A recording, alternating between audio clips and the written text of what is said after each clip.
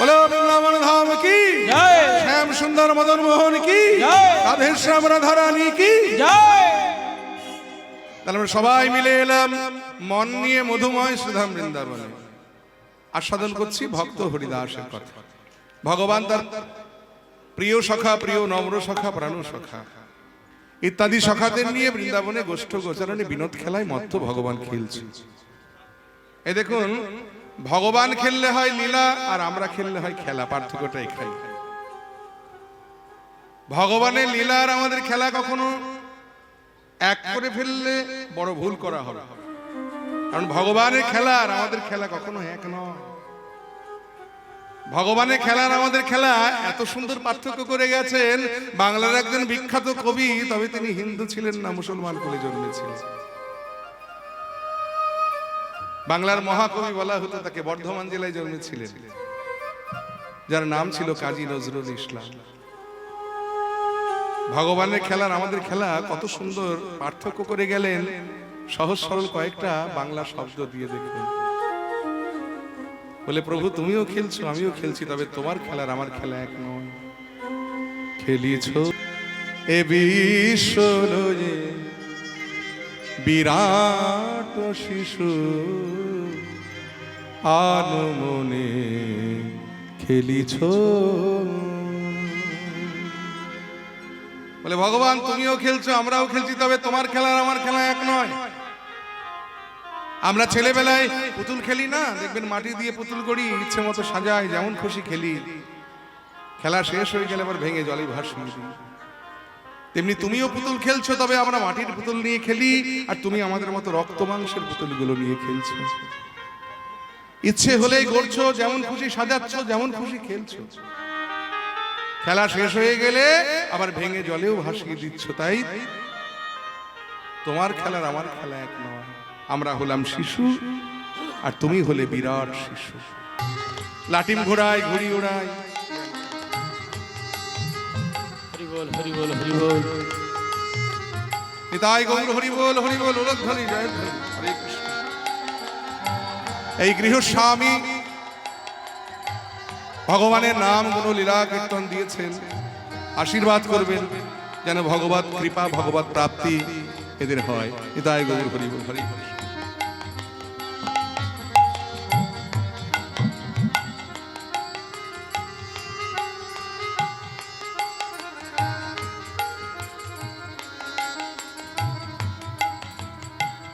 হরি বল হরি বল। লাটিম ঘুরিয়েছেন কখন আপনারা? ঘুড়ি উড়িয়েছেন? ছেলেবেলায় আমরা খেলেছি না এগুলো?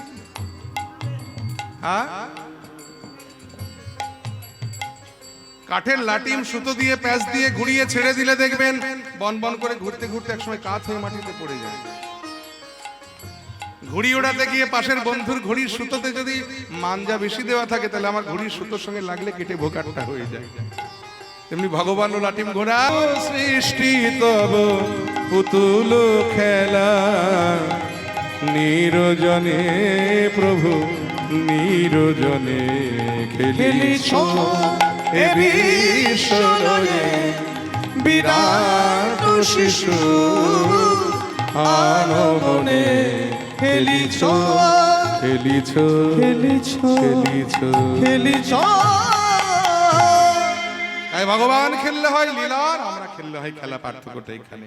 এই জন্য শাস্ত্রে বলেছে শ্রীকৃষ্ণের যতক খেলা সর্বোত্তম নরলীলা। নর গোপ হয় যাহার স্বরূপ, গোপবেশ বেনুকর নব কৈশোর নটবর, নর লীলা হয় যাহার অনুরূপ। আজও খেলছেন ভগবান শ্রী যমুনার কোলালে করে। আর এই খেলাটাও যিনি দর্শন করেছেন তিনিও বাংলার একজন বিখ্যাত কবি, বৈষ্ণব কবি। ইনিও কিন্তু হিন্দু ছিলেন, মুসলমান কুলে জন্মেছিলেন। আগেই বলেছি যে মহাপ্রভু কোনো জাতের বিচার করেন। এই দেখুন, তার দলে হিন্দু যেমন আছে তেমনি মুসলমানও তার দলে স্থান পেয়েছিলেন। মহাপ্রভুর একজন প্রিয় পার্ষদ ছিলেন ইনি। মহাপ্রভু এতটা ভালোবাসতেন এনাকে, এনার নাম ছিল নাসির মামুদ। এতটাই প্রিয় পার্ষদ ছিলেন মহাপ্রভুর ইনি যে মহাপ্রভু একদিন প্রসঙ্গক্রমে বলেছিলেন যে নাসির মামুদের গ্রামের একটা কুকুরও আমার প্রিয়। নাসির মামুদ তো অনেক দূরের কথা। সেই নাসির মামুদের রচিত পদাবলী ভাবযোগ্য নয়নে ভগবানের লীলা দর্শন করেছেন, ভগবানের খেলা দর্শন করেছেন, তিনি কলম দিলেন। জয় নিতাই কিবা খেল বড় লোফা তাল তো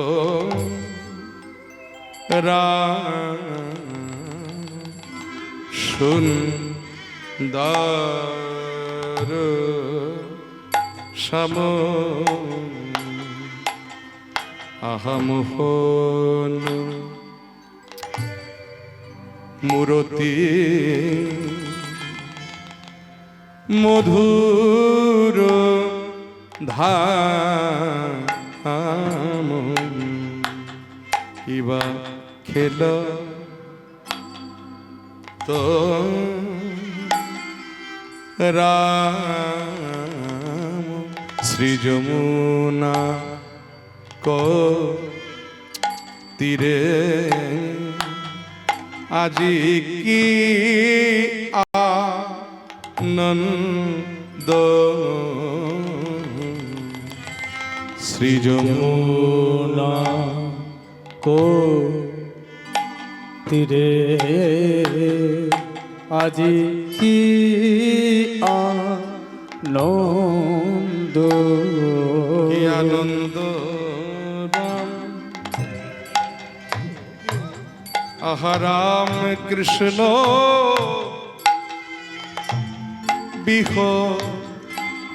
বিহরিছে শ্রী যমুনা কো তীরে কি আনন্দ কি আনন্দ কৃষ্ণ বিহরেছে বিহরেছে আহি রবা লোক শনে আমাদের রাম কৃষ্ণ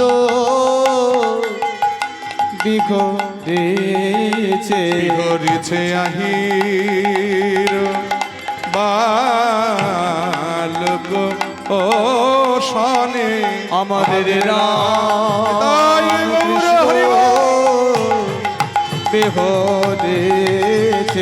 বিহরেছে আগে রোবা লোক সরে আমাদের রাম কৃষ্ণ বিহরিছে বিহরিছে আহি রবা লোক শনে শ্রী যমুনা কো তীরে কি আনন্দ কিবা খেল। এই যে তালটি গাইলাম এই তালটির নাম হলো বড় লোফা, 12 মাত্রা তাল, 3-3-3-3 ছন্দ। জয়নি তাই এগুলো হলো কীর্তনের মহাজনী গান, বৈষ্ণব পদাবলী কীর্তনের এই মহাজনী গান। এই কীর্তন এই গানকে বাদ দিলে কীর্তনকে অপমান করা হয়। হয়তো বলবেন আমরা তালের কি বুঝি, তাল বোঝার দরকারই নেই আপনাদের। তাল বুঝবে যারা যারা গান বাজনা জানে তারা। তাহলে আপনারা কেন শুনবেন না? এর মধ্যে যে ভাবটা আছে সেই ভাবটা নেবার চেষ্টা করবেন। আর শুধু তাই নয়, এই বড় বড় তালের গানগুলো কিন্তু আপনারা বা আমরা সৃষ্টি করিনি। এই গানগুলো যারা সৃষ্টি করে গেছেন তারা এক একজন বড় বড় কীর্তন আচার্যগণ, যেমন আমার নরোত্তম দাস ঠাকুর মহাশয়, আমার শ্রীনিবাস আচার্য প্রভু মহাশয়। আমরা তো তাদেরকে চোখে দেখতে পাইনি, কিন্তু এই তালের গানগুলো শুনলে একটু পরোক্ষভাবে তাদেরকে শ্রদ্ধা জানানো হয়। ইতাই গৌর হরি বল, হরি বল, হরি বল। হরে কৃষ্ণ। তাই খেলত রাম সুন্দর শ্যাম মোহন মূরতি মধুর আগা খেলত রাম সুন্দর শ্যাম মোহন মূরতি মধুর আগা খেলত কাছনি কাছনি বেত্র বেনু মুরলি খুরলি গান রে আগা মুরলি খুরলি গান রে প্রিয় শ্রীদাম সুদাম মেলি তপন তনয়া তীরে কেলি রে আগা প্রিয় শ্রীরাম সুদাম মেলে তপন তনয়া তীরে গেলি রে ওই তপন তনয়া তপন তনয়া। তপন মানে কি ও মায়েরা? তপন মানে কি? সূর্য। আর তনয়া মানে কন্যা বা মেয়ে। তাহলে সূর্যের কন্যা কি নাম? সূর্যের ছেলের নাম কি? যম। মেয়ের নাম? হ্যাঁ, ভাই ফোটার দিনটা মনে করলে বেরিয়ে যাবে। দেখুন, ভাই ফোটার দিনে ভাইয়ের কপালে ফোঁটা দিয়ে বলেন না যে ভাইয়ের কপালে দিলাম ফোঁটা, জমের দুয়ারে পড়লো কাটা, যমুনা দেয় জমকে ফোঁটা। তাহলে যমুনা যদি জমকে সেদিন ফোঁটা দেয়, জম যদি সূর্যের পুত্র হয়, তাহলে সূর্যের কন্যা হলেন যমুনা। সেই যমুনার তীর আলো করে ভগবান খেলছেন সখাদের নিয়ে। তপন তনয়া তীরে থেকে রে, নিজ শ্রীরাম সুদাম মেলে তপন তনয়া তীরে থেকে রে। আহা ধবলি শ্যামলি আউরি আউরি, ধবলি শ্যামলি আউরে আউরে, ফুকরি চলত গান রে। আহা ফুকরে চলত গান রে। আহা ফুকরি বলে আই ধবলি, ফুকরে চলত বলে আই ধবলি, আই শ্যামলি, ফুকরে চলত গান গান রে। রে। বয়সে কিশোর মোহন ভাতি। এই দেখুন, যিনি আজকে খেলার নায়ক, তার রূপের বর্ণনা দিচ্ছেন পদকর্তা। তাকে দেখতে কেমন? বলে বয়সে কিশোর মোহন ভাতি, বদন ইন্দু জলদ কাতিরে। বয়স কিশোর মগন হাতি, বদন ইন্দু জলদ কাতিরে। তাহলে কিশোর বয়স, মোহন ভাতি মানে দেখতে অতি সুন্দর, বদনটা কেমন চাঁদের মতো, ইন্দু মানে চাঁদ, আর গায়ের রংটা কেমন জলদ মানে মেঘের মতো। হরি বল। তাকে সাজিয়েছে কি দিয়ে সখাগণ? খুব মন দিয়ে শুনবেন, কি কি দিয়ে সাজালো দেখুন। ওই চারু চন্দ্রা গুঞ্জাহার, ওই চারু চন্দ্র গুঞ্জাহার, আহা চারু চন্দ্রা গুঞ্জাহার, ওই চারু চন্দ্র গুঞ্জাহার। গুঞ্জাহার। গুঞ্জা চেনেন? গুঞ্জা ফল এক ধরনের, চেনেন মায়েরা? গুঞ্জা ফল চেনেন? আচ্ছা, আমি চিনিয়ে দিচ্ছি।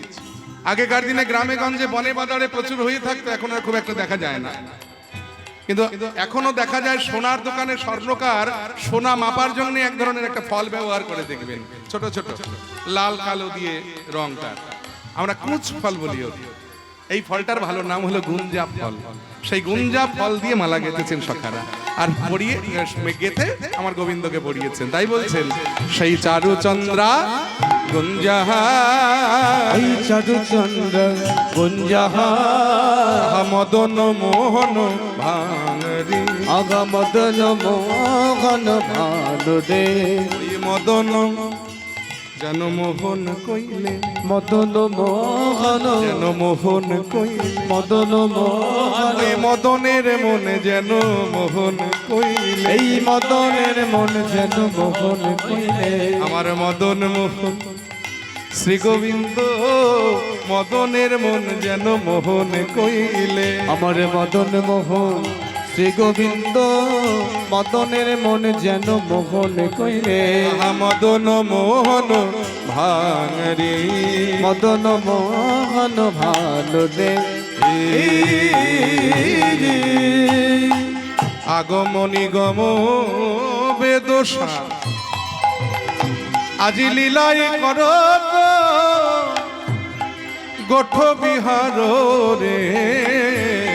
আগম নিগম বেদশা, লীলায় কর তো গোঠ বিঘাট রে। ওই নাসির মামুদ কর তোয়া, ওই নাসির মামুদ কর তোয়া, আহা নাসির মামুদ কর তোয়া। ওই নাসির মামুদ কর তোয়া। চরণে শরণ দান রে, ওই চরণে শরণ দান রে। তোমার চরণে আর কিছু চাই না, চরণে শরণ তোমার চরণে বিনয় আর কিছু চাই না, তোমার চরণে বিনয় আর কিছু চাই না, যেন দিও না, যেন দিও না, আমি চাইলেও কিছু দিও না, আমি চাইলে কিছু দিও না, আমি হয়তো চাইলেও কিছু চাইতে পারি, চাইলেও যেন দিও না, চাইলে কিছু চাইতে পারি, চাইলেও যেন দিও না। আরেকটি কথা তোমায় জানি রাখি গোবিন্দ, কারণ আর বলা হয় কি না হয় এই বেলা তুমি মন দিয়ে শুনে রেখো। সেই কথাটা কি জানো? আমি যবন বলে যেন দূরে ঠেলো না, আমি যবন বলে যেন দূরে ঠেলো না, আমি যবন বলে যেন দূরে ঠেলো না, যবন বলে যেন দূরে ঠেলো না, হে গোঠ বিহারী হে বংশীধারী, যবন বলে যেন দূরে ঠেলো না, হে গোঠ বিহারী বংশীধারী, আমার এই নিবেদন করার রইল, হে গোঠ বিহারী বংশীধারী, আমার এই নিবেদন করার হলো, হে গোঠ বিহারী বংশীধারী, আমার এই নিবেদন করার হলো, বিহারী বংশীধারী, এই নিবেদন করার হলো, গোঠ বিহারী বংশীধারী, এই নিবেদন করার হলো, যবন বলে যেন দূরে ঠেলো না। ভগবান খেলছেন, আর সেই খেলা দর্শন করে ব্রহ্মলোকে বসে ব্রহ্মা মনে মনে চিন্তা করলেন যে ও নাকি ভগবান। ওই যে বৃন্দাবনের বনে বনে ঘুরে ঘুরে ঘুরে চড়িয়ে বেড়ায়, রাখাল বালকদের কাঁধে চড়ে, তাদেরকে কাঁধে নেয়, তাদের উচ্ছিষ্ট খায়, ও নাকি ভগবান। ভগবান কেন গরু চড়াবে? ভগবান কেন রাখালদের কাঁধে চড়বে? ভগবান কেন রাখালদের কাঁধে করবে? ভগবান তো কার উচ্ছিষ্ট খান না, তাহলে তুমি কেমন ভগবান? আমি একে একে আমি তোমাদেরকে পরীক্ষা করব।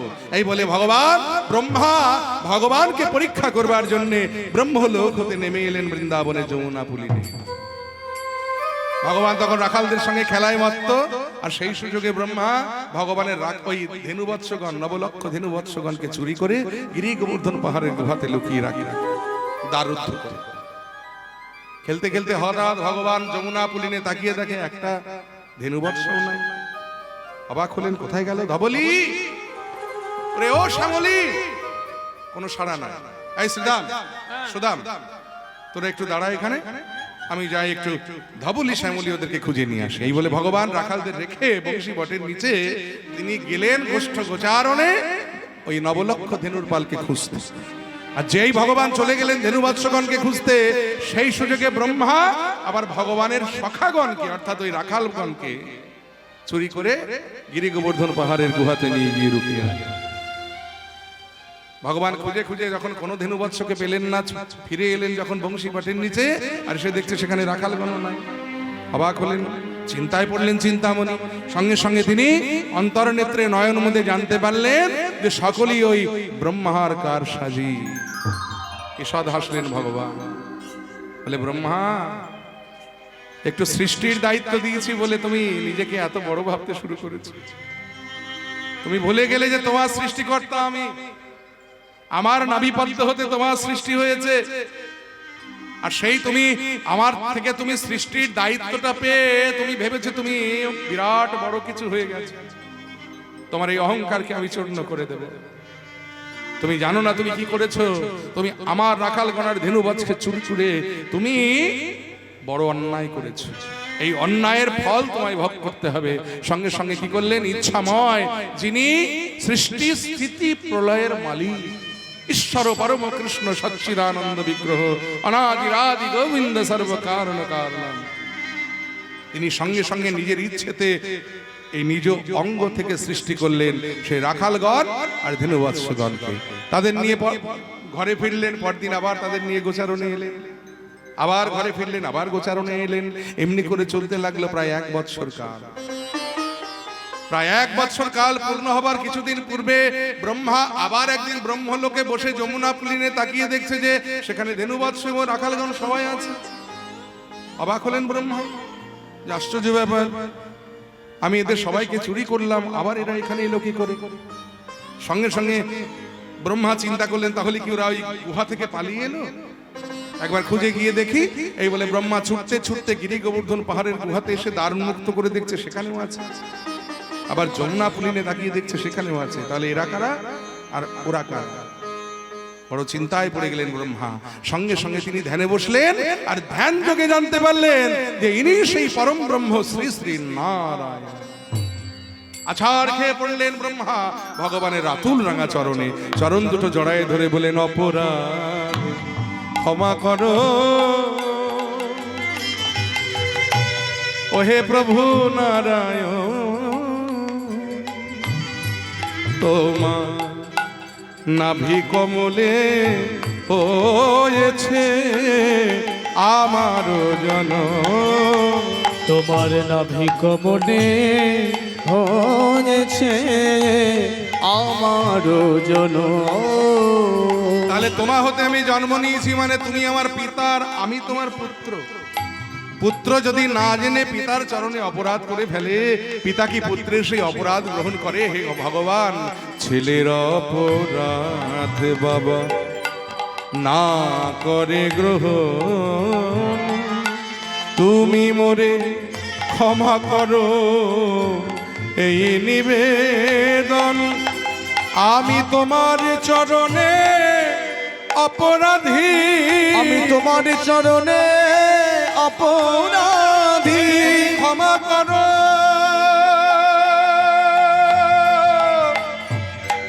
ওহে গোঠ বিহারী, তোমার চরণে অপরাধী, তুমি ক্ষমা করো।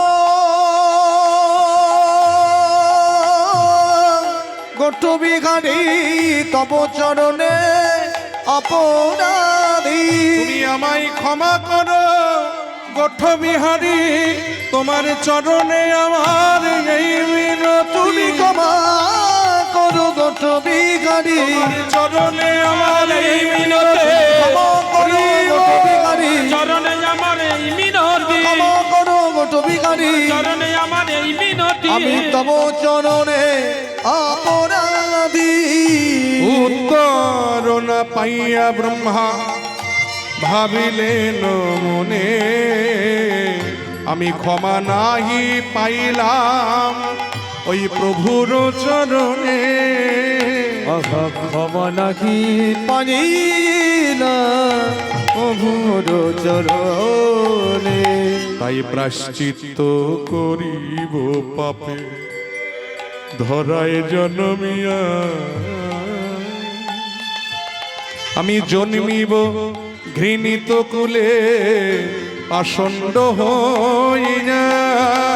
আহা জন্মে ঘৃণিত কুলে পাষণ্ডে হইয়া, এথাই নামির ভিন্ন নাম কভু না করিব, ওই নামের অভিন্ন নাম কভু না করিব। আবার শত শত অত্যাচার নীরবে সহিব, আমি নীরবে সহিব। দয়া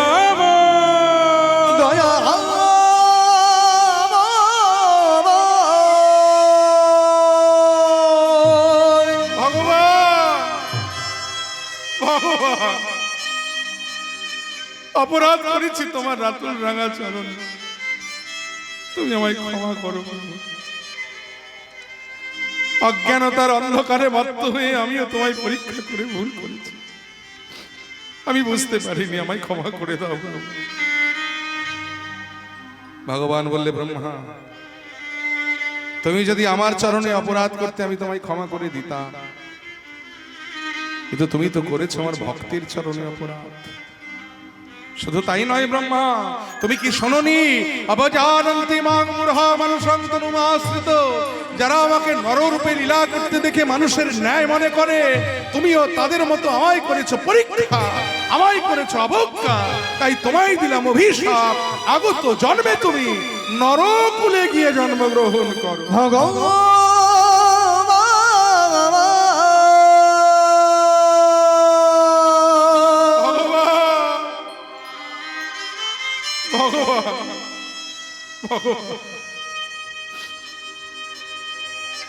আজ আমি সৃষ্টিকর্তা ব্রহ্মা,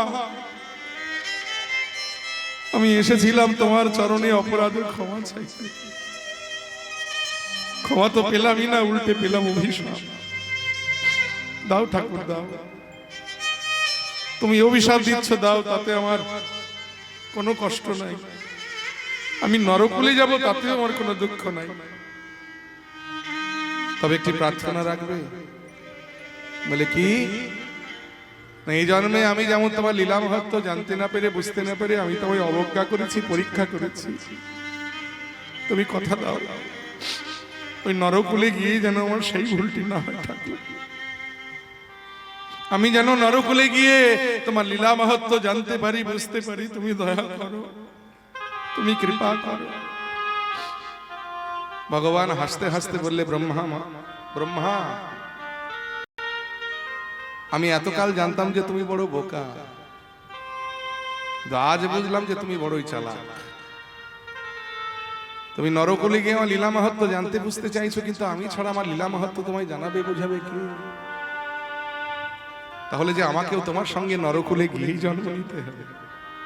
ঠিক আছে, বাসনা যখন একবার করেছো, আর নাম যখন আমার ভক্তবাঞ্ছা কল্পতরু, আমি কথা দিলাম এই বৃন্দাবন ছেড়ে নদিয়ায় গিয়ে আমি যেদিন গৌরাঙ্গ হব, ব্রহ্মা তুমি সেদিন হবে ব্রহ্ম হরিদাস।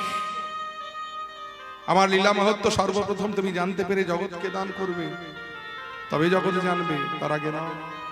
আমি সেই দিন তোমার বাসনা পূর্ণ করব। কিন্তু ব্রহ্মা, তুমি আমার রাখাল গণার ধেনুবৎসগণকে চুরি করে তুমি যবনের আচরণ করেছো, যবনের পরিচয় দিয়েছে। এই জন্যে তুমি নরকুলে গিয়ে জন্ম হবে তোমার হিন্দু ব্রাহ্মণের ঘরে, কিন্তু পালিত হবে তুমি মুসলমানের ঘরে। প্রভু, তুমি যে শাস্তি দেবে আমি মাথা পেতে নেব। তবে আরেকটি নিবেদন তোমার চরণে আমার আছে। বলে কি? এই জন্মে তুমি আমায় 4খানা বদন দিয়েছো, এই 4 বদনে দিন রাত তোমার নাম করে আমার বদনের স্বাদ মেটে না। কিন্তু নরকুলে গিয়ে আমি 4টি বদন পাবো না, আমি সেখানে পাবো একটি মাত্র বদন। সেই এক বদনে তোমার নাম করে আমি বদনের স্বাদ কেমন করে মেটাবো? তাই আশীর্বাদ করো যেন আমি সারা দিনে তোমার নাম লক্ষ লক্ষ লক্ষ বার উচ্চারণ করতে পারি বদনে। ভগবান বলেন, বেশ, তোমার বাসনা পূর্ণ হোক। কিন্তু ব্রহ্মা, ওই যে অপরাধ তুমি করেছো, সেই অপরাধের প্রায়শ্চিত্ত করবার জন্য ওই নাম করার অপরাধে তোমায় 22 বাজারে বেত্রাঘাত সইতে হবে। তাই আজ থেকে আনুমানিক প্রায় 550 বছর পূর্বে, অধুনা বাংলাদেশের সাতক্ষীরা জেলার কেরাগাছি বলে একটি গ্রাম, যেটা পূর্বে ছিল বৃহত্তর যশোরের বুড়হান গ্রাম বলে একটি জায়গা, বর্তমানে সেটি কেরাগাছি গ্রাম নামে পরিচিত, সাতক্ষীরা জেলার মধ্যে পড়েছে। কারণ এখন জেলাগুলো সব টুকরো টুকরো হয়ে গেছে, ছোট ছোট হয়ে গেছে। আগে ওটা বৃহত্তর যশোর ছিল, তারপরে ভেঙে হলো খুলনা, সেই খুলনাকে ভেঙে আবার সাতক্ষীরা হয়েছে। সেই সাতক্ষীরা জেলার কেরাগাছি গ্রামে, ওই অর্থাৎ পুরাকালে যার নাম ছিল বুড়হান গ্রাম, সেই বুড়হান গ্রামে এক হিন্দু ব্রাহ্মণের ঘরে জন্মগ্রহণ করলেন স্বয়ং সৃষ্টিকর্তা ব্রহ্মা, ব্রহ্ম হরিদাস রূপে। জন্মের 3 দিন পরে পিতৃবিয়োগ হয়ে গেল। আর তখনকার দিনে হিন্দু ব্রাহ্মণ, কুলীন ব্রাহ্মণ সমাজের একটা কৌলীন্য প্রথা ছিল, যে প্রথাটা পরবর্তীকালে রাজা রামমোহন রায় অনেক লড়াই করে সেই প্রথাটার উচ্ছেদ ঘটিয়েছে, যার নাম হলো সতীদাহ প্রথা। স্বামীর চিতাতে স্ত্রীর দেহটা জীবন্ত জ্বালিয়ে দেওয়া হতো সতী প্রমাণ করবার জন্য। ওই 3 দিনের ছোট্ট শিশুটির কথা কেউ ভাবলো না। ওর মাকেও ওর পিতার চিতাতে জ্বালিয়ে দিল। ছেলেটি ঘরে শুয়ে শুয়ে কাঁদছে, কেউ তো নাই ত্রিকুলিয়া। 3 দিনেই পিতা মাতাকে হারিয়ে ফেলল। পথ দিয়ে যাচ্ছিল হবিবুল্লাহ দর্জি নামক এক মুসলমান। এই হবিবুল্লাহ দর্জি সারা জীবন চেষ্টা করে তার বেগম আমিনার কোলে একটা সন্তান দিতে পারে না। তাই হবিবুল্লাহর এমনিতেই হৃদয়টি অতৃপ্ত হয়েছিল পিতৃ সুখে। ওই পথে দিয়ে যেতে যেতে ওই বাচ্চাটির কান্না যখন তার কানে পৌঁছলো, অতৃপ্ত পিতৃ হৃদয়টা কেঁদে উঠল। ছুটে গিয়ে ছোট্ট শিশুটিকে যেই কোলে তুলে নিয়েছেন, পাড়া প্রতিবেশীরা সব এক কাট্টা হয়ে একজোট হয়ে সমাজপতি ছুটে এলেন, বলে মোল্লা সাহেব, আপনি মুসলমান হয়ে হিন্দু ব্রাহ্মণের ছেলেকে কোলে তুলে নিয়েছেন, আমরা ওয়াজ থেকে ওকে সমাজচ্যুত করলাম, জাতিচ্যুত করলাম। হবিবুল্লাহ বললেন, বেশ, ও যখন আপনাদের সমাজে কোনো ঠাঁই ওর নেই, তাহলে আমি না হয় আমার সমাজে নিয়ে যাই। কোলে নিয়ে আনন্দে ছুটতে ছুটতে গৃহে এসে আমিনাকে ডাকছে, বেগম আমিনা, এই দেখো আমি তোমার জন্য কি এনেছি। আমিনা বেরিয়ে এসে দেখছে, এ কি পুত্র সন্তান তোমার কোলে, তুমি না না তুমি তুমি তুমি ভয় পেও না, আমি কারো সন্তান চুরি করি নাই, আসলে ওর পিতৃমাতৃ বিয়োগ হয়েছে, কোলে ওর কেউ নাই, আমি ওকে কোলে নিয়েছিলাম বলে ওই ব্রাহ্মণরা ওকে সমাজচ্যুত করেছে, তাই আমি নিয়ে এসেছি। আমি তো শত চেষ্টা করে তোমার কোলে একটি সন্তান দিতে পারি নাই, তুমি পারবে না এই শিশুটিকে নিজ সন্তান বলে মানুষ করতে? আমিনা ছুটে এসে কোলে নিয়ে বদনে চুম্বনের পর চুম্বন দিয়ে আদরে ভরিয়ে তুলেছে, বলে, ও আমাদের সন্তান? হ্যাঁ গো, ওর নাম কি গো? দাঁড়াও দাঁড়াও দাঁড়াও, ও তো সব হারিয়েছে, ত্রিকুলে ওর কেউ নাই, সকল হারিয়েছে, তাই আমরা ওর নাম দিলাম হারিস। নামকরণ হয়ে গেল ছোট্ট হারিস। হবিবুল্লাহ আমিনার স্নেহে বড় হতে লাগলেন। যত বড় হয় দিন দিন তার কৃষ্ণ প্রেম ভক্তি যেন প্রগাঢ় হতে লাগলো। 5 বছর বয়স, কৃষ্ণ নাম শুনলে নয়নে বাড়ি বিগলিত হয়, কৃষ্ণ নাম শুনে নয়নে বাড়ি বিগলিত করে কাঁদে, আর কৃষ্ণ বলে নাচে। ছেলের এই পাগলামি দেখে হবিবুল্লাহ চিন্তা করলেন, তো আমাদের সমাজের সমাজপতিরা যদি জেনে যায় তাহলে তো কেলেঙ্কারি হবে। ছেলেকে কত করে বোঝালেন, ওরে হারেস, আমরা হলাম মুসলমান, এই নাম করা যাবে না, এটা আমাদের গুনহা। হারেস বললে, পিতা, আমি তো কতবার ভেবেছি নাম আমি আর করব না, কিন্তু নাম তো আমায় ছাড়ে না পিতা, কারণ এই যে স্বয়ং সৃষ্টিকর্তা ব্রহ্মা, তিনি কৃষ্ণ নাম করবার জন্যই তো এসেছেন এই ধরার, তাই তার বদন হতে কৃষ্ণ নাম ছাড়াবে এমন শক্তিকার। হবিবুল্লাহ চিন্তা করলেন যে এই বয়স থেকে ছেলেকে যদি নামাজে অভ্যাস করায় তাহলে হয়তো ওই নাম ভুলে যেতে পারে। তাই হবিবুল্লাহ প্রত্যেকদিন 5 ওয়াক্ত নামাজ পড়ে। মসজিদে যখন নামাজ পড়তে যান তখন ওই হারেসের, ছোট্ট হারেসের হাতটা ধরে মসজিদে নিয়ে যান নামাজ পড়বার জন্য। হারেস তখন ওদিকে, হবিবুল্লাহ যখন নামাজে মত্ত থাকে, হারেস মসজিদের একটি কোণে বসে বসে নয়নের জলে বদন ভাসিয়ে প্রাণানন্দে বদন ভরে বলে, কৃষ্ণ কেশব কৃষ্ণ কেশব সুধা মাখা এই নাম, হরি নাম মধু মাখা এই নাম। কৃষ্ণ কেশব কৃষ্ণ কেশব সুধা মাখা এই নাম, হরি নাম মধু মাখা এই নাম। কৃষ্ণ কেশব কৃষ্ণ কেশব সুধা মাখা এই নাম, হরি নাম মধু মাখা এই নাম। কৃষ্ণ কেশব কৃষ্ণ কেশব সুধা মাখা এই নাম, হরি নাম মধু মাখা এই নাম। নাম জপরে জপরে জপরে রসনা জপরে জপরে জপরে রসনা জপরে জপরে জপরে রসনা জপরে জপরে জপরে রসনা সুধা মাখা এই নাম হরি নাম মধু মাখা এই নাম জপরে জপরে জপরে রসনা জপরে জপরে জপরে রসনা সুধা মাখা এই নাম করি না মধু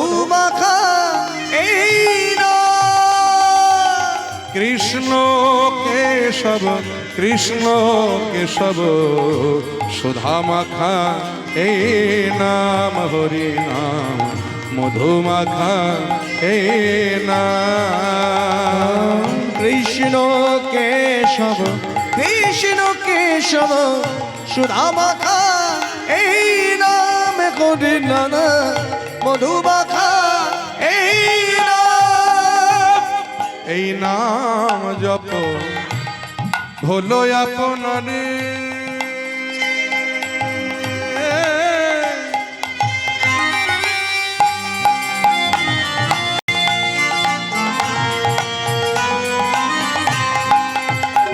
ভুলে যাও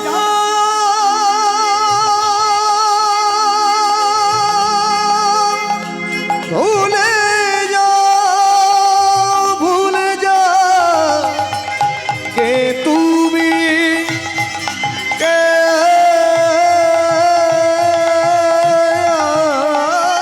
আমি নাম জপ হলো আপনারে ভুলে যাও তৃষা প্রেম পারাবারে নাম জপ হলো আপনারে ভুলে যাই তৃষা প্রেম পরাবারে জপরে জপরে জপরে রসনা নাম জপরে জপরে জপরে রসনা সুধা মাখা এই নাম হরি নাম মধু মাখা এই নাম নাম জপরে জপরে জপরে রসনা জপরে জপরে জপরে রসনা সুধা মাখা এই নাম করি না মধু মাখা এই নাম ওই কৃষ্ণ কেশব কৃষ্ণ কেশব সুধা মাখা এই নাম হরি নাম মধু মাখা এই নাম কৃষ্ণ কেশব কৃষ্ণ কেশব সুধা মাখা এই নাম করি না মধু মাখা এই নাম আরে চুপ কর বাবা চুপ কর। ওরে আমরা হলাম মুসলমান এই নাম করা আমাদের গুনাহ আমাদের পাপ তুই আল্লাহর নাম কর বাবা আল্লাহর নাম কর হারেস বলছে পিতা কতবার ভেবেছি নাম আমি আর করব না কিন্তু আমি না করলে কি হবে নাম যে আমার বদন ছাড়ে না পিতা বলে এটা কৃষ্ণ নামের গুণ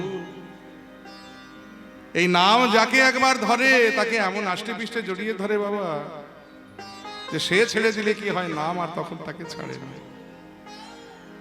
দিন দিন হারেস যত বড় হতে লাগলেন কৃষ্ণ ভক্তি তার তত গাঢ় হতে লাগলো শৈশব ছাড়িয়ে কৈশোর কৈশোর ছাড়িয়ে যৌবনে পা দিলেন হারেস কৃষ্ণ প্রেম কৃষ্ণ ভক্তি তার এত গাঢ় হয়ে গেল ধীরে ধীরে সমাজে প্রচার হয়ে গেল ওই হবিবুল্লাহর ছেলে সে মুসলমান হয়ে জবন হয়ে কিনা হিন্দুয়ানি করে সমাজপতিরা সবাই এক জায়গায় এক কাট্টা হয়ে বসলেন সবাই মিলে যুক্তি করলেন এই ছেলে যদি সমাজে থাকে সমাজের জন্য ক্ষতিকর কারণ এর দেখা দেখি আমাদের আর 5টা ছেলে ওই দলে ভিড়ে যাবে একে সমাজচ্যুত করতে হবে এই গ্রামে একে রাখলে চলবে না ওকে গ্রাম ছাড়া করে দিতে হবে সবাই মিলে হবিবুল্লাহকে গিয়ে বললেন হবিবুল্লাহ ছেলেকে সাবধান করো এখনো সময় আছে তা নইলে কিন্তু আমরা ওকে গ্রাম ছাড়া করে ছাড়ব হবিবুল্লাহ কত বোঝালেন আমিনা কত বোঝালেন কিন্তু হারেশের বদন থেকে কৃষ্ণ নাম ছাড়াতে পারলেন না।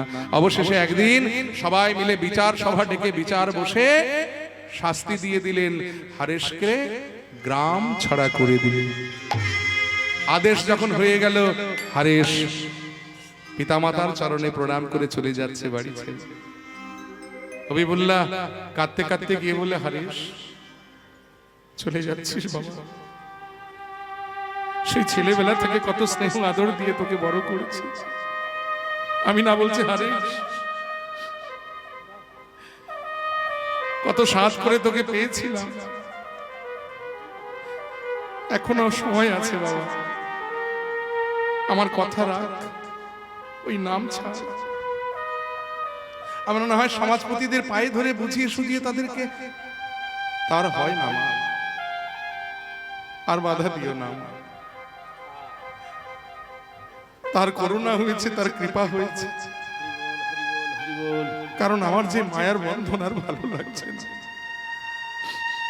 প্রাণ ভরে একটু তার নাম করতে চাই। আর যাত্রাপথ পিছল করো না, আমায় যেতে দাও। আমি চলে যা,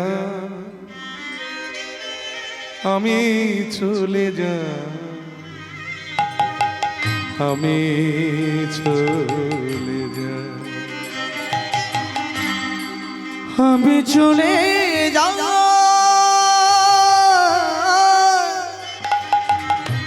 আমি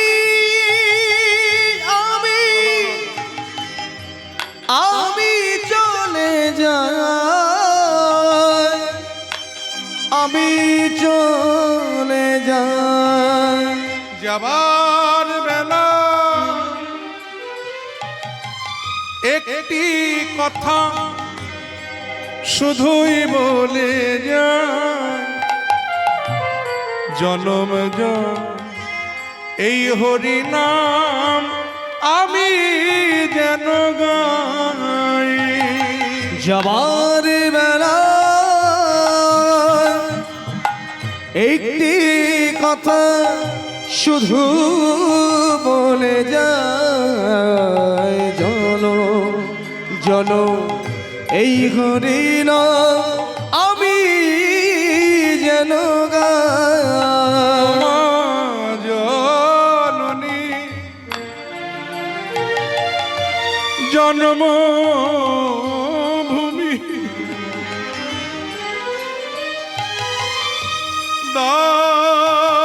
দাবিদা, ও মা জননী জন্ম ভূমি তাগবিদায়। জননী বিদায় দাও মা। হে জন্ম ও ভূমি দাও গো বিদায়।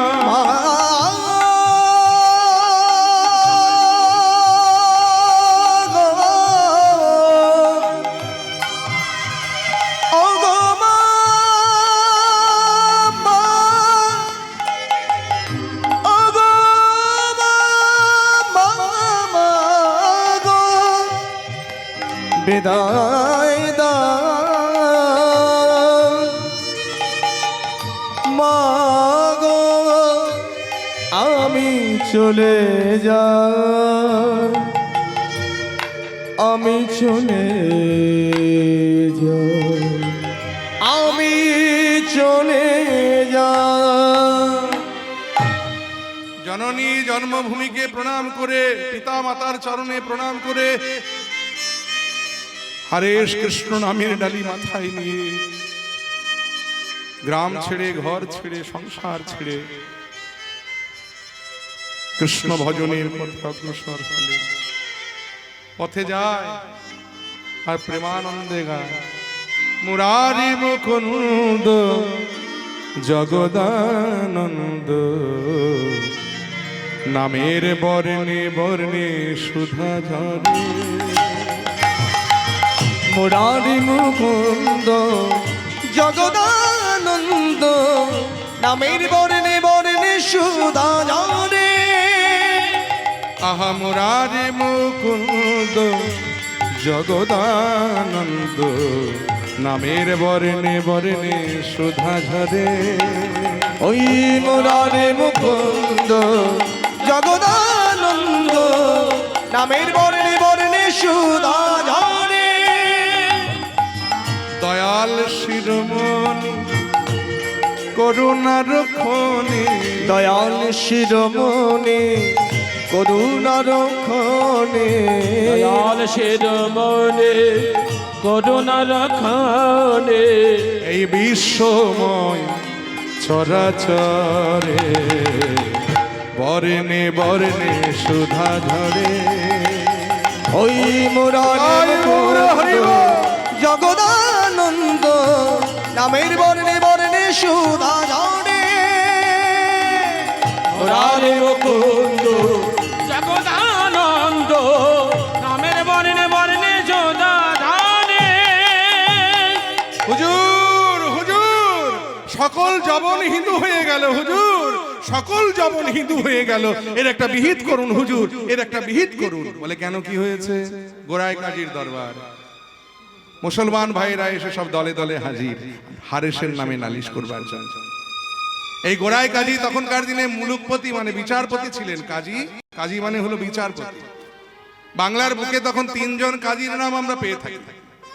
একজন ছিলেন এই গোড়ায় কাজী, আর একজন ছিলেন নবদ্বীপের বিচারপতি মলয় চাঁদ কাজী, আর একজন কাজীকে আমরা পেয়ে থাকি, তবে বৈষ্ণব পদাবলিতে নয়, তাকে আমরা পেয়েছি নাটক নভেলে, যার নাম ছিল ভাবনা কাজী। সেই সোনাই দিঘি মনে পড়ে যাত্রা, ভাবনা কাজী। যাই হোক, তো যাই হোক, এই মুলুকপতি গোড়ায় কাজীর দরবারে মুসলমান ভাইয়েরা একে একে দলে দলে এসে হাজির যে হুজুর এই সকল জবন যে হিন্দু হয়ে গেল, জবনের ছেলে হয়ে কিনা হিন্দু আনি করে, এর একটা বিহিত করুন হুজুর, এর একটা বিচার করুন। কাজী সাহেব সবিস্তারে সব শুনে কয়েকজন পেয়াদা পাঠিয়ে দিলেন, যাও হারেসকে ধরে নিয়ে এসো। আর সঙ্গে সঙ্গে পেয়াদারা গিয়ে হারেসকে ধরে নিয়ে এলেন। হারেস যখনই কাজীর সম্মুখে এসে দাঁড়ালেন, কাজী সাহেব প্রশ্ন করলেন, তুমি নাকি জবন হয়ে হিন্দু আনি করো? শোনো, এই নাম তোমাকে ছাড়তে হবে। হারেস বললেন, হুজুর আমি তো কতবার মনে করেছি নাম আমি করব না, কিন্তু আমি মনে করলে কি হবে, নাম যে আমার বদন ছাড়ে না। ছাড়বে না তুমি হরিনাম, ছাড়বে না তুমি কৃষ্ণ নাম। হুজুর আপনি হয়তো আমার বদনের কৃষ্ণ নাম বন্ধ করতে পারবেন, কিন্তু আমার হৃদয় মাঝে যে দিবানিশি কৃষ্ণ নাম হচ্ছে, সেই নামকে আপনি কেমন করে বন্ধ করবেন হুজুর? ও তাহলে তুমি ছাড়বে না কৃষ্ণ নাম। এই কে আছে, ওকে নিয়ে যা, 22 বাজারে বেত্রাঘাত কর। জবন হয়ে যদি কেউ হিন্দুয়ানি করে তার এই শাস্তি প্রাপ্ত। 5 জন পেয়াদা মিলে হারেসকে নিয়ে গেলেন পান্ডুয়ার 22 বাজারে। 22 বাজার মানে কিন্তু 22 খানা বাজার নয়। 22 বাজার মানে দেখবেন বড় বড় হাট যেখানে বসে, একটা হাটের মধ্যে 22টা বাজার, মানে অনেকগুলো বাজার বসে না, কোথাও ধানের বাজার, কোথাও বাঁশের বাজার, কোথাও বা সবজির বাজার। সেই রকম পান্ডুয়ার 22 বাজার তখনকার দিনে খুব বিখ্যাত নাম করা বাজার। সেই পান্ডুয়ার 22 বাজারে নিয়ে যাওয়া হয়েছে হারেসকে। দুটো পেয়াদা পায়ে দুই পায়ে দুটো দড়ি বেঁধে ওই দুজনের রাস্তা দিয়ে হারেসকে টানছে, আর 3 জন পেছন থেকে বেত্র দিয়ে আঘাত করছে আর বলছে, হারেস কৃষ্ণ নাম ছাড়, হরেশ কৃষ্ণ নাম ছাড়, হরেশ কৃষ্ণ নাম ছাড়। আর বেত্রের আঘাত হারেশের অঙ্গে লাগছে, আর হারেশ জগদীশ্বরকে করজোড়ে বলছে, হে কৃষ্ণ, হে কৃষ্ণ নাম ছাড়, তুমি করুণাময়, তুমি করুণা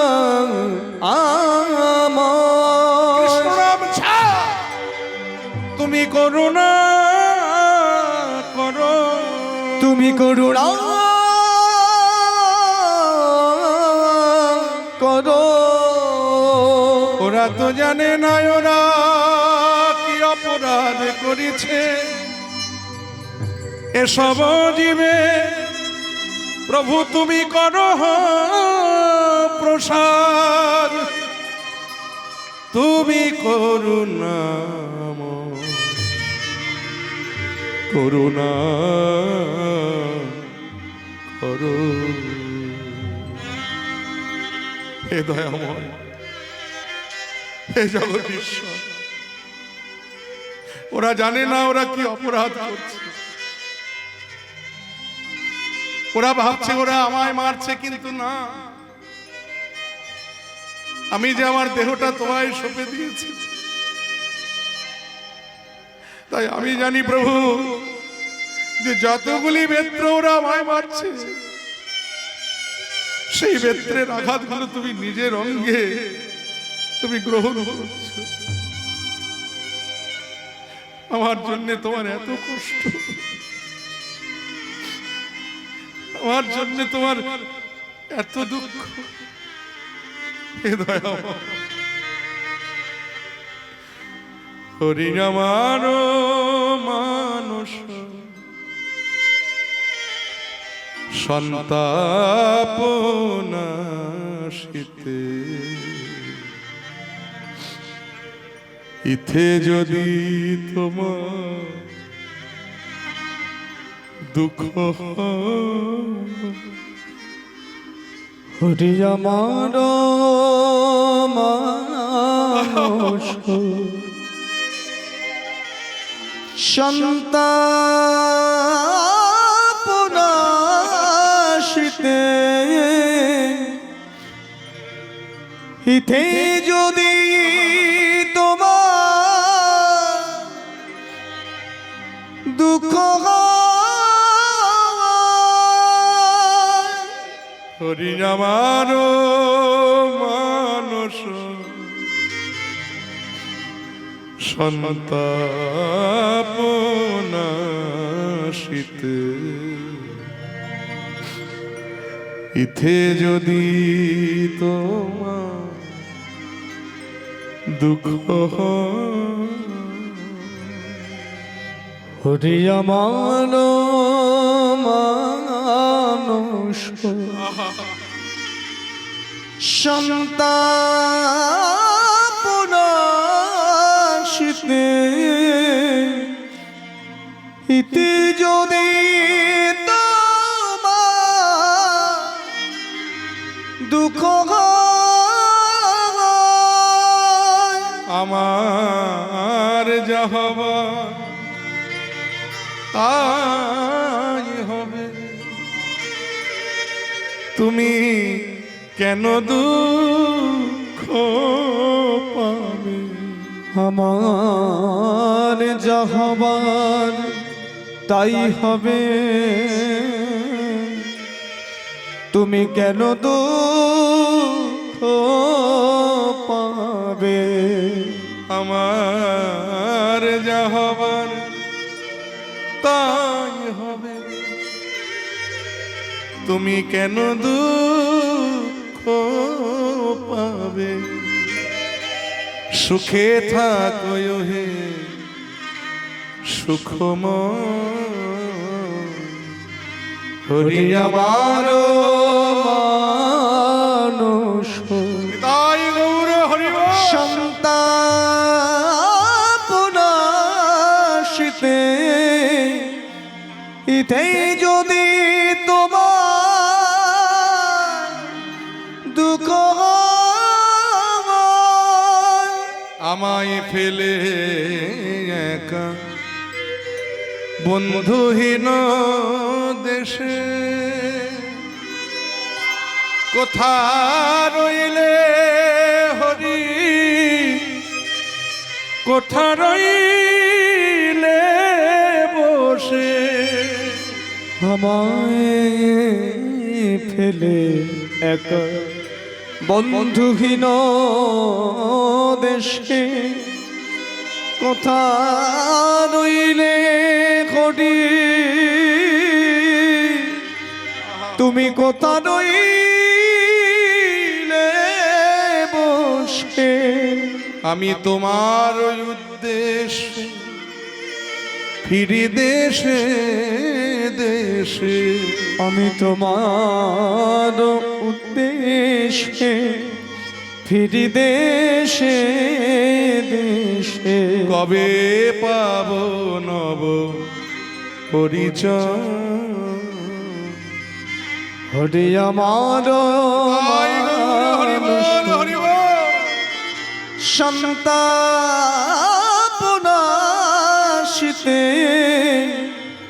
ইতে যদি তোমার দুঃখ হে জগদীশ্বর, হে দয়াল হরি, হে ভগবান, ওরা তো অবোধ, ওরা জানে না ওরা কি অপরাধ করছে। ওরা ভাবছে বেত্রগুলি আমায় মারছে, কিন্তু আমি যে আমার দেহটা তোমায় সঁপে দিয়েছি, তাই প্রত্যেকটি বেত্রের আঘাত যে তোমার অঙ্গে লাগছে এটা তো ওরা জানে না। ওরা তো অবোধ, ওরা তো নির্বোধ, তাই ওদের তুমি ক্ষমা করে দিও প্রভু, ওদের তুমি ক্ষমা করে দিও। পেয়াদারা মারতে মারতে হাঁপিয়ে গেছে, আর পারছে না। একে অপরে বলা বলি করছে, ভাইয়া এ কে? এ কোনো পীর না পয়গম্বর না সাধু না সন্ন্যাসী, কে? কতবার মারলাম ওকে, মারতে মারতে মারতে মারতে আমাদের দেহের সমস্ত শক্তি শেষ, আমরা হাঁপিয়ে গেছি, তবু ওর বদন থেকে কৃষ্ণ নাম ছাড়াতে পারলাম না। আমরা যতবার ওকে কৃষ্ণ নাম ছাড়তে বলছি, ততবার যেন কৃষ্ণ নাম আমাদের এই বদনে সার হয়ে দাঁড়াচ্ছে। শাস্ত্র বলেন, বাবা এটা নামের দাহিকা শোষ। নাম আপনি জেনেই করুন আর অজান্তে করুন, ইচ্ছাতেই করুন আর অনিচ্ছাতেই করুন, নাম কিন্তু তার দাহিকা শক্তি প্রকাশ করবেই করবে। যেমন আগুনের একটা দাহিকা শক্তি আছে, আগুনে যদি হাত দেওয়া যায়, আপনি জেনেই দেন আর অজান্তেই দেন, ইচ্ছাতেই দেন আর অনিচ্ছাতেই দেন। আর একজন বৃদ্ধই দিক আর বালকই দিক, আগুন কিন্তু হাতটাকে পোড়াবে। তেমনি কৃষ্ণ নামের একটা দাহিকা শক্তি আছে, বলে কৃষ্ণ গালি দিয়েও কেউ যদি করে কৃষ্ণ নাম উচ্চারণ, সেই সে নাম হয় জীবের একদিন মুক্তির কারণ। তার প্রমাণ স্বয়ং অজামিল। নাম শুনেছেন নিশ্চয়, অজামিল বেদজ্ঞ পণ্ডিত, শাস্ত্রজ্ঞ ব্রাহ্মণ, ব্রাহ্মণ সন্তান ছিলেন এই অজামিল, পণ্ডিত ছিলেন, কিন্তু সবার তো সবকিছু ভালো থাকে না। এত পাণ্ডিত্য থাকা সত্ত্বেও অজামিলের একটা দোষ ছিল, কি জানেন? মাঝে মধ্যে একটু খারাপ পাড়ায় যাওয়া অভ্যেস ছিল, আর সেখানে যেতে যেতে শূদ্রাণী পতিতার প্রেমে পড়ে যায়, আর সেই পতিতাকে বিবাহ করে যখন ঘরে আনে, তখন সমাজপতিদের দ্বারা সমাজচ্যুত হয়ে গ্রামের বাইরে এক বটবৃক্ষের তলায় গিয়ে পাতার কুটির বেঁধে ওই পতিতাকে নিয়ে বসবাস করতে শুরু করে। কিছুদিন যেতে না যেতে পতিতা বললেন, দেখো এত সুখ সম্পদ ছেড়ে তোমার হাত ধরে এসেছি পাতার কুড়ি ঘরে থাকার জন্য নয়। বলে কি করব আমি তো সমাজচ্যুত, সমাজে আমায় কেউ মেনে নেবে না। বলে তা চুরি করো। এই দেখুন সঙ্গ দোষ, এই জন্য বলে সৎসঙ্গ করো।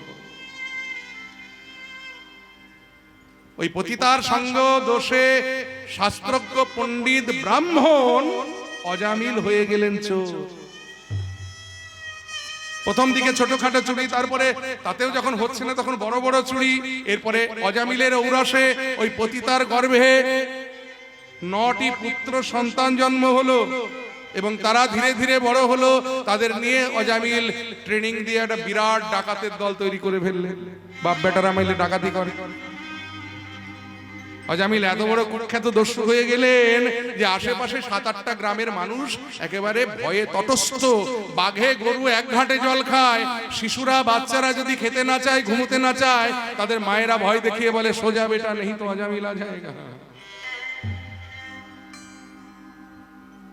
কিন্তু ওই যে শাস্ত্রে বলেন না, কৃষ্ণ কৃপা জগৎময়, আর মহতের কৃপা কোনো কোনো ভাগ্যবানের হয়। এই দেখুন কৃপা কি করে হয় দেখুন।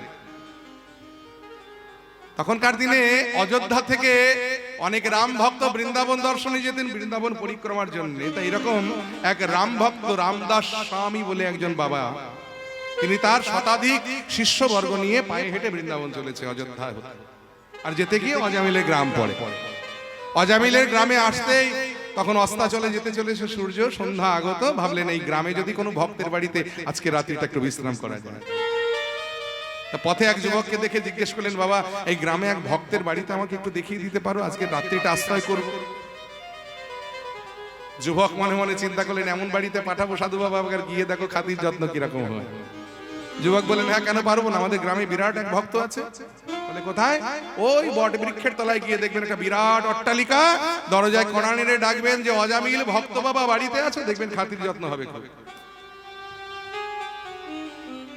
দুষ্টু ছেলে পিলে তো অভাব নেই এরকম পাড়ায়, এরকম একটা ছিল, খবর দিয়ে দিয়েছি। সাধু বাবা গিয়ে হাজির, দরজায় কড়া নেড়ে ডাকলেন, ভক্ত বাবা অজামিল বাড়িতে আছো? ভাগ্যিস অজামিল বাড়িতে ছিল না। অজামিলের বউ দ্বার খুলে দাঁড়িয়ে দেখলেন যে একবারে শতাধিক শিষ্য নিয়ে এক সাধু বাবা তার বাড়ির সামনে দাঁড়িয়ে আছে। বলে সর্বনাশ, এত সাধু আমার বাড়ির সামনে, ভাগ্যিস অজামিল বাড়িতে নেই। সেই যদি এসে দেখতো তাহলে আর রক্ষে নেই। কি ব্যাপার এখানে কেন? বলে এটা অজামিল ভক্তের বাড়ি তো। বলে কে বলেছে আপনাকে অজামিল ভক্ত? অজামিল হলো কুখ্যাত দস্যু, আপনি ভুল জায়গায় এসে পড়েছেন। বলে আমাকে যে একজন বলে দিলেন, বলে আপনার সঙ্গে কোনো রকম কোনো ছল চাতুরি হয়েছে। সাধু বাবা শিগগির পালান, কারণ অজামিল বিরাট বড় কুখ্যাত দস্যু। সে সাধু দেখতে পারে না দু চোখে, সাধু দেখলে একেবারে রেগে যায় প্রচন্ড, কুরুক্ষেত্র বাঁধিয়ে ছাড়বে। আপনি এখান থেকে সরুন, মানে কেটে পড়ুন। সাধু বাবা বলেন, মা গো বড় আশা করে এসেছিলাম, আজকে রাত্রিটা একটু হবে না বাবা, কারণ এ ঘর ভালো নয়। সাধু সেবা দেবার মতো কিচ্ছু আমার ঘরে নাই, কারণ যা আছে সবই ডাকাতির অন্ন। এই ডাকাতির ধন দিয়ে সাধু সেবা হয় না। অজামিল এই সাধু বাবা চলে যাচ্ছে। সাধু বাবা যখন চলে যাচ্ছে, অজামিলের বউ মনে মনে চিন্তা করলেন যে হয়তো কোন জন্মে কোন একটু সুকৃতি করেছিলাম, সেই সুকৃতির গুণে এই সাধু এসে আমার গৃহে চরণ ধুলি দিলেন। কিন্তু কি কপাল আমার, কি দুর্ভাগ্য আমার, যে এমন কুলে জন্মেছি যে প্রাণ ভরে একটু সাধু সেবা করবো তার উপায় নাই। শুনেছি অন্নে নাকি দোষ আছে, কিন্তু শুকনো খাবারে নাকি দোষ নাই। যদি ঘর থেকে আটা দিই তাহলে কি চলে? একবার জিজ্ঞেস করে দেখবো সাধু বাবা, আটা দিলে চলবে? বলে হ্যাঁ খুব চলবে। বলে তাহলে বৃক্ষতলায় বসুন, আমি ব্যবস্থা করছি।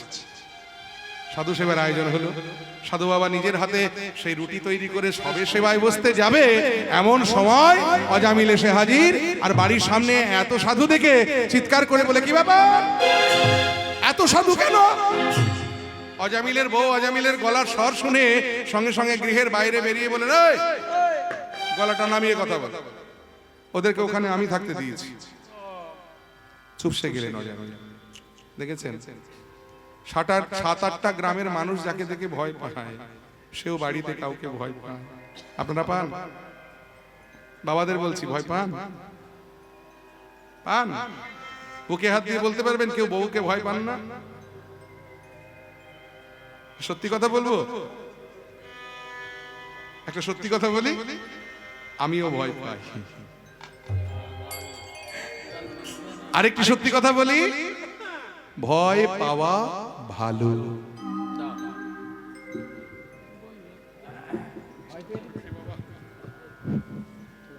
দক্ষিণ কুলতলি দীনবন্ধু বৈদ্য কনিষ্ঠ সন্তান রামতনু বৈদ্য এই বাবুর গান শুনিয়া সন্তুষ্ট হইয়া 500 টাকা পুরস্কার করিল।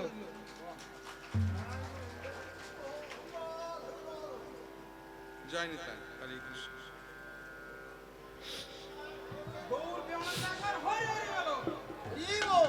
জয় নিতাই, হরে কৃষ্ণ, হরে কৃষ্ণ। হ্যাঁ, কি যেন বলছিলাম, বউকে ভয় পাওয়ার কথা। ভয় শুধু আপনারা পান না, আমিও ভয় পাই। তবে আরেকটি সত্যি কথা বলি, ভয় পাওয়া ভালো, তাহলে সংসারে একটা বাঁধন থাকে। এই দেখুন, ভাগ্যিস অজামিল ভয়টা পেত, তাতে অজামিলের কি লাভ হলো জানেন? সেদিন তো সাধু সেবা হলো, পরদিন সকালে সাধু বাবা যখন চলে যাবে, অজামিলকে ডেকে বললো, বাবা অজামিল, বাড়িতে সাধু সেবা দিলে দক্ষিণা দেবে না? আবার দক্ষিণা? অজামিলের বাবু বলছে, অভদ্র আচরণ, সাধু বাবার সঙ্গে এইভাবে কেউ কথা বলে? তোমার অভাব কিসের আছে? সাধু বাবা দক্ষিণা চেয়েছে, দিয়ে দাও। অজামিল বলেন, বলুন কি দিতে হবে?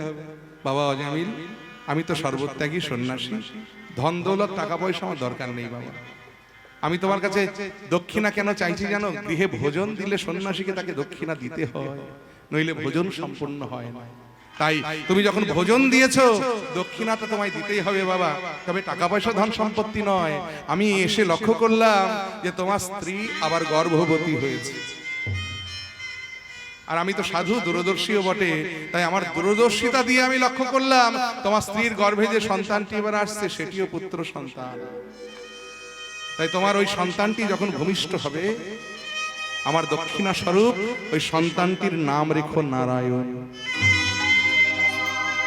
অজামিল কথা রেখেছিলেন, তার ছোট ছেলেটির নাম রেখেছিলেন নারায়ণ।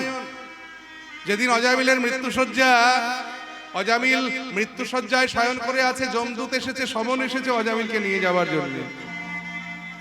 অজামিলের মাথার গোড়ায় যখন, শিয়রের গোড়ায় যখন সমন এসে বসেছে, অজামিল জীবনে যে কোনোদিন কাউকে দেখে ভয় পায়নি, আজকে ওই যমদূত মানে সমনকে দেখে অজামিল ভয়ে কেঁপে উঠেছে। আর কেঁপে উঠে করজোড়ে বললেন, দাঁড়া রে সমন, আর কিছুক্ষণ, আমার কিছু কাজ আছে বাকি, আমার কিছু কাজ আছে বাকি। দাঁড়া রে সমন,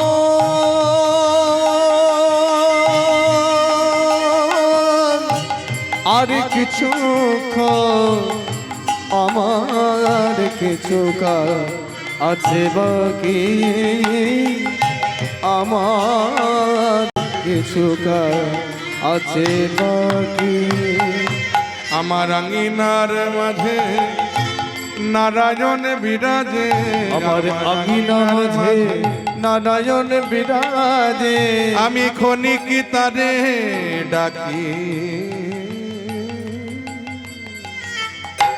দাঁড়া রে সমন, আর কিছুক্ষণ, আমার কিছু কাজ আছে বাকি, আমার কিছু কাজ আছে নারায়ণ, নারায়ণ, আমার এই শেষের বেলায় যাবার কালে আমায় একটু জল দে বাবা। ডাক শুনলেন বৈকুণ্ঠের নারায়ণ। দেবদূত পাঠিয়ে দিয়েছে, পুষ্পরথ সাজিয়ে বিষ্ণুদূত পাঠিয়ে দিয়েছে, যাও অজামিলকে নিয়ে এসো। ওদিকে যমদূত তো আগে এসে বসে আছে। বিষ্ণুদূতেরা বলছে আমরা বিষ্ণুলোকে নিয়ে যাব, ওরা বলছে না আমরা যমালয়ে নিয়ে যাব। এই বিষ্ণুদূতে আর যমদূতে টানাটানি হচ্ছে। অবশেষে যমদূত বললেন, আচ্ছা বিষ্ণুদূত তোমরা দাবি করো কি করে বলো দেখি, ও কেন বৈকুণ্ঠে যাবে, বিষ্ণুলোকে কেন যাবে? ও বিষ্ণুলোকে যাবার মতো এমন কি ভালো কাজ করেছে? সারা জীবনে তো ভালো কিছু করেনি। বিষ্ণুদূতেরা বলে, হ্যাঁ তুমি ঠিকই বলেছো, তোমরা ঠিকই বলেছো, ও সারা জীবনে ভালো কিছু করেনি, তবে মৃত্যুকালে আমাদের প্রভুর নাম করে ডেকেছে।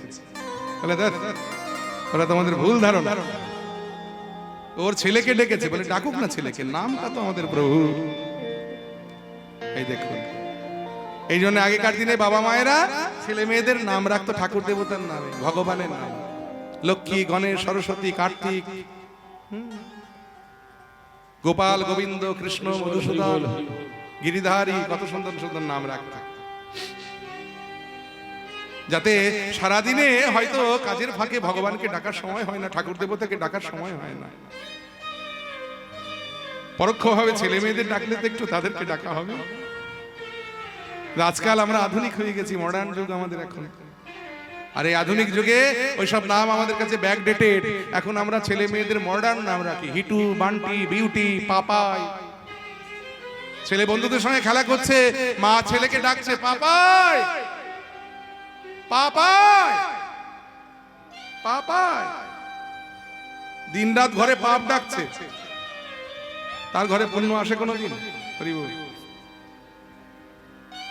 এই জন্য নাম তুমি হেলায় করো আর অবহেলায় করো, ইচ্ছায় করো আর অনিচ্ছাতে করো, আর জেনেই করো আর অজান্তেই করো, নাম তার দাহিকা শক্তি প্রকাশ করবেই করবে। বলে কৃষ্ণ গালি দিয়েও যদি কেউ করে কৃষ্ণ নাম উচ্চারণ, সেই সে নাম হয় জীবের একদিনে মুক্তির কারণ।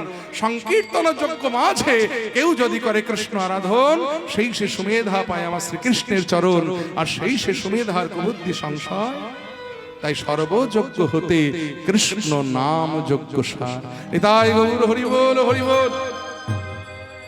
কিন্তু পেয়াদারা বলছে, হে ভাইয়া, কাজী সাহেব আদেশ করেছে মারতে মারতে ওর বদন থেকে কৃষ্ণ নাম ছাড়াতে হবে, তা যদি না পারি তাহলে মারতে মারতে ওকে মেরে ফেলতে হবে, সেটাও যদি না পারি তাহলে কাজীর হাতে আমাদেরকে মরতে হবে। কিন্তু এত মারলাম, মারতে মারতে মারতে মারতে আমাদের শরীরের সমস্ত শক্তি ক্ষয় হয়ে গেছে, ওর বদন থেকে কৃষ্ণ নাম ছাড়াতে পারলাম না। ওকে মারা তো দূরের কথা, নামই ছাড়াতে পারলাম না। এখন উপায়, ও যদি না মরে তাহলে তো আমরা মরি। বলে এক কাজ করি, চল আমরা সবাই মিলে ওর কাছে প্রার্থনা করি। এই বলে পেয়াদারা সবাই মিলে করজোড়ে হারেসের কাছে প্রার্থনা করে বলছে, হে বাবা পীর, হে বাবা পয়গম্বর, নাকি সাধু নাকি সন্ন্যাসী, কে বাবা তুমি, আমরা অত শত জানি না, কিন্তু দেখো বাবা, কাজীর আদেশ হয়েছে যে তোমাকে মারতে মারতে তোমার বদন থেকে হরি নাম ছাড়াতে না পারলে তোমায় মেরে ফেলতে হবে, আর তোমাকে যদি মেরে ফেলতে না পারি তাহলে যে আমাদের মরতে হবে। তা বাবা, এত মারলাম তোমায়, তুমি তো মরলে না, তুমি না মরলে যে আমরা মরি, এবারে অন্তত একটু মরো। হারেস বললেন, আমি মরলে বুঝি তোমরা বাঁচো? তা আমি যদি মরে যাই তাহলে তোমরা যদি বাঁচো তাহলে আমি মরি, কিন্তু বাবা আমি মরে গেলে আমার একটা কাজ করে দেবে? বলে হ্যাঁ হ্যাঁ হ্যাঁ, তুমি আমাদের জন্য মরতে পারবে, আর তোমার জন্য একটা কাজ করতে পারবো না? বলো বলো বলো, কি করতে হবে? বলি কি, আমার এই দেহটা না তোমরা আগুনেও পুড়িও না, আবার কবরও দিও না। তাহলে কি করব? ওই যে পতিত পাবনী গঙ্গা, ওই গঙ্গার জলে আমায় ভাসি। বলে বেশ বেশ বেশ, তাহলে তুমি মরো। এই সঙ্গে সঙ্গে হারেস হলেন নির্বিকল্প সমাধিস্থ,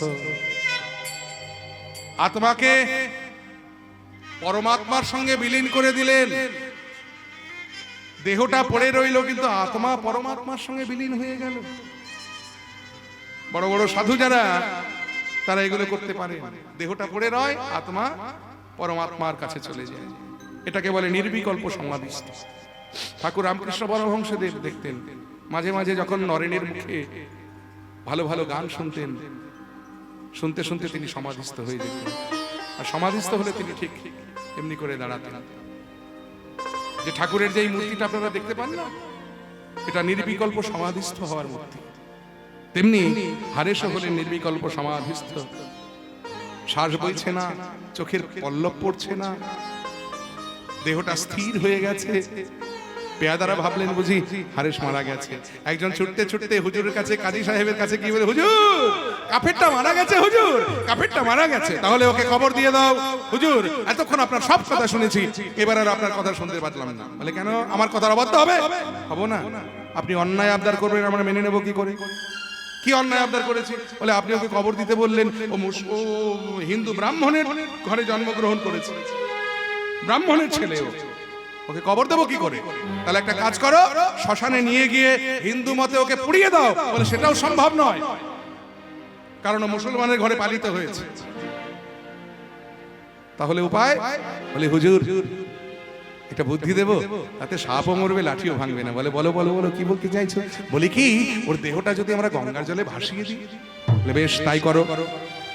এই কয়েকজন মিলে ধরাধরি করে হারেসের দেহটা যখন গঙ্গার জলে ভাসিয়ে দিল, দেহটা ভেসে চলেছে গঙ্গার স্রোতে, আর বদনে উচ্চারণ হচ্ছে কৃষ্ণ কৃষ্ণ কৃষ্ণ হে কৃষ্ণ কৃষ্ণ কৃষ্ণ হে কৃষ্ণ কৃষ্ণ কৃষ্ণ হে কৃষ্ণ কৃষ্ণ কৃষ্ণ হে কৃষ্ণ কৃষ্ণ কৃষ্ণ হে কৃষ্ণ কৃষ্ণ কৃষ্ণ হে কৃষ্ণ কৃষ্ণ কৃষ্ণ হে কৃষ্ণ কৃষ্ণ কৃষ্ণ হে কৃষ্ণ কৃষ্ণ কৃষ্ণ হে কৃষ্ণ কৃষ্ণ কৃষ্ণ হে কৃষ্ণ কৃষ্ণ কৃষ্ণ হে কৃষ্ণ কৃষ্ণ কৃষ্ণ হে কৃষ্ণ কৃষ্ণ কৃষ্ণ হে কৃষ্ণ কৃষ্ণ কৃষ্ণ হে কৃষ্ণ কৃষ্ণ কৃষ্ণ হে কৃষ্ণ কৃষ্ণ কৃষ্ণ হে দেখিতে দেখিতে দেহ শান্তিপুরের ঘাটেতে যাই শান্তিপুরের ঘাটেতে আইল শান্তিপুর পুরন্দর অদ্বৈত ঠাকুর সেথা স্নানরত ছিল। রত ছিল আমার গৌরানিধি শান্তিপুর পুরন্দর সীতারাত আমার অদ্বৈত প্রভু তিনি গঙ্গার ঘাটে স্নান করছিলেন। এমন সময় দেখতে পেলেন দূর থেকে একটা মরা ভেসে আসছে, কিন্তু মরার বদনে কৃষ্ণ নাম উচ্চারণ হচ্ছে। মনে মনে ভাবলেন এই মরা তো যে সে মরা নয়। এই মরাটা যখন ঘাটের কাছাকাছি এসেছে অমনি হারেসের দেহটা ধরাধরি করে অদ্বৈত ঠাকুর তীরে তুললেন। তীরে তুলে হারেসের বদন পানে চেয়ে মনে মনে হাসতে হাসতে বলছি, এতদিনে তোমার আসবার সময় হলো। আমি যে কবে থেকে তোমার আশা পথে নয়ন দিয়ে রয়েছি। এই বলে অদ্বৈত ঠাকুর ওই হারেসের শ্রবণে বদন দিয়ে ওই শ্রবণ বলে ওই শ্রবণ মূলে কহে কৃষ্ণ না ককে কৃষ্ণ না চেতনে পাইয়া কহে পাইয়া ককে কাহা ঘনশ্যাম তাহা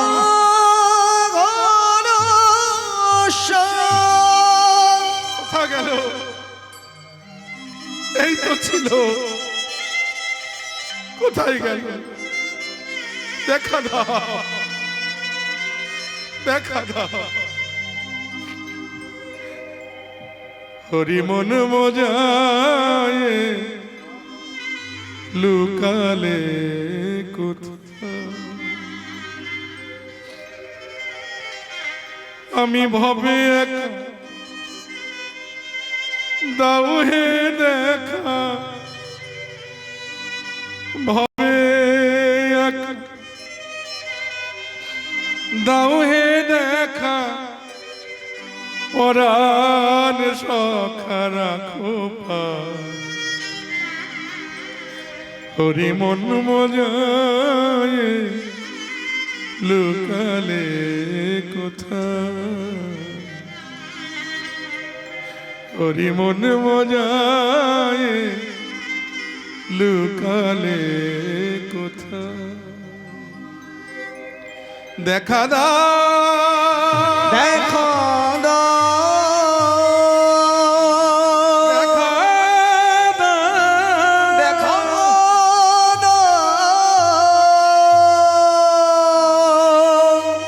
দেখা দাও, একবার দেখা দাও, একবার কৃপা করে দেখা দাও। সম্মুখে অদ্বৈত ঠাকুরকে দেখে হারেস অদ্বৈত ঠাকুরকে বললেন, আপনি বুঝি দিলেন আমার কর্ণে কৃষ্ণ নাম? এতদিনে দেহটা আমার শুদ্ধ হলো, এতদিনে আমার এই দেহটা শুদ্ধ হলো, যেহেতু আপনি আমার কর্ণে প্রথম কৃষ্ণ নাম দিলেন, তাই আজ থেকে আপনি হলেন আমার দয়াল শ্রী গুরুদেব। অদ্বৈত প্রভুর চরণে হারেশজি প্রণাম করলেন। অদ্বৈত প্রভু বললেন, শোনো, এতদিন তুমি কে ছিলে, কোথায় ছিলে, তোমার সব পরিচয় তুমি ভুলে যাও। আজ তোমার কর্ণে দিয়েছি হরি নাম, তাই থেকে আজ থেকে তুমি হয়ে গেলে হরির দাস। তাই আমি তোমার নাম দিলাম হরিদাস। গুরুদেব, আমি কবে তার দেখা পাবো? তাকে দেখবার জন্য যে বড় ব্যাকুল হয়ে গেছি। পাবে পাবে, নাম জপ করো, জানবে যেই নাম সেই কৃষ্ণ ভজন নিষ্ঠা করি, নামেরও সহিত আছেন আপনি শ্রী হরি। নাম নামই অভেদ আত্মা, তাই নাম আশ্রয় করো, দেখবে জপতে জপতে জপতে জপতে একদিন নামের দেখা তোমার মিলবেই মিলবে। নিতাই গৌর হরি বল হরি বল। চলে যাও, বিনাপোলের জঙ্গলে চলে যাও, সেই বেনাপোলের জঙ্গলে গিয়ে পাতার কুটির বেঁধে সেখানে তুমি ভজন করো, হরি নাম করো। হরি বল। বর্তমানে উত্তর 24 পরগনা জেলার বনগাঁও থেকে প্রায় 5 কিলোমিটার দূরে বাংলাদেশের যে বর্ডার, পেট্রাপোল বর্ডার, সেই বর্ডার ক্রস করলেই ওপারে বাংলাদেশের মধ্যেই বেনাপোল জায়গাটি পড়েছে, যেটা বর্তমানে হরিদাসপুর নামে জায়গাটি খ্যাত। যেহেতু হরিদাস ওখানে বসে ভজন করতেন, তাই সেই বেনাপোলের জঙ্গলে গিয়ে হরিদাস ভজন কুটির বেঁধে সেখানে হরিনাম করতে লাগলেন। সারাদিনে 3 লক্ষেরও বেশি কৃষ্ণ নাম না করে তিনি জলগ্রহণ করেন। হরি বল। আর এই খবরটা যখন বেনাপোলের গ্রামে প্রচার হয়ে গেল, তখন ভক্তরা একে একে দলে দলে উপস্থিত হলেন হরিদাসের ভজন কুটিরে হরিদাসকে দেখবার জন্য।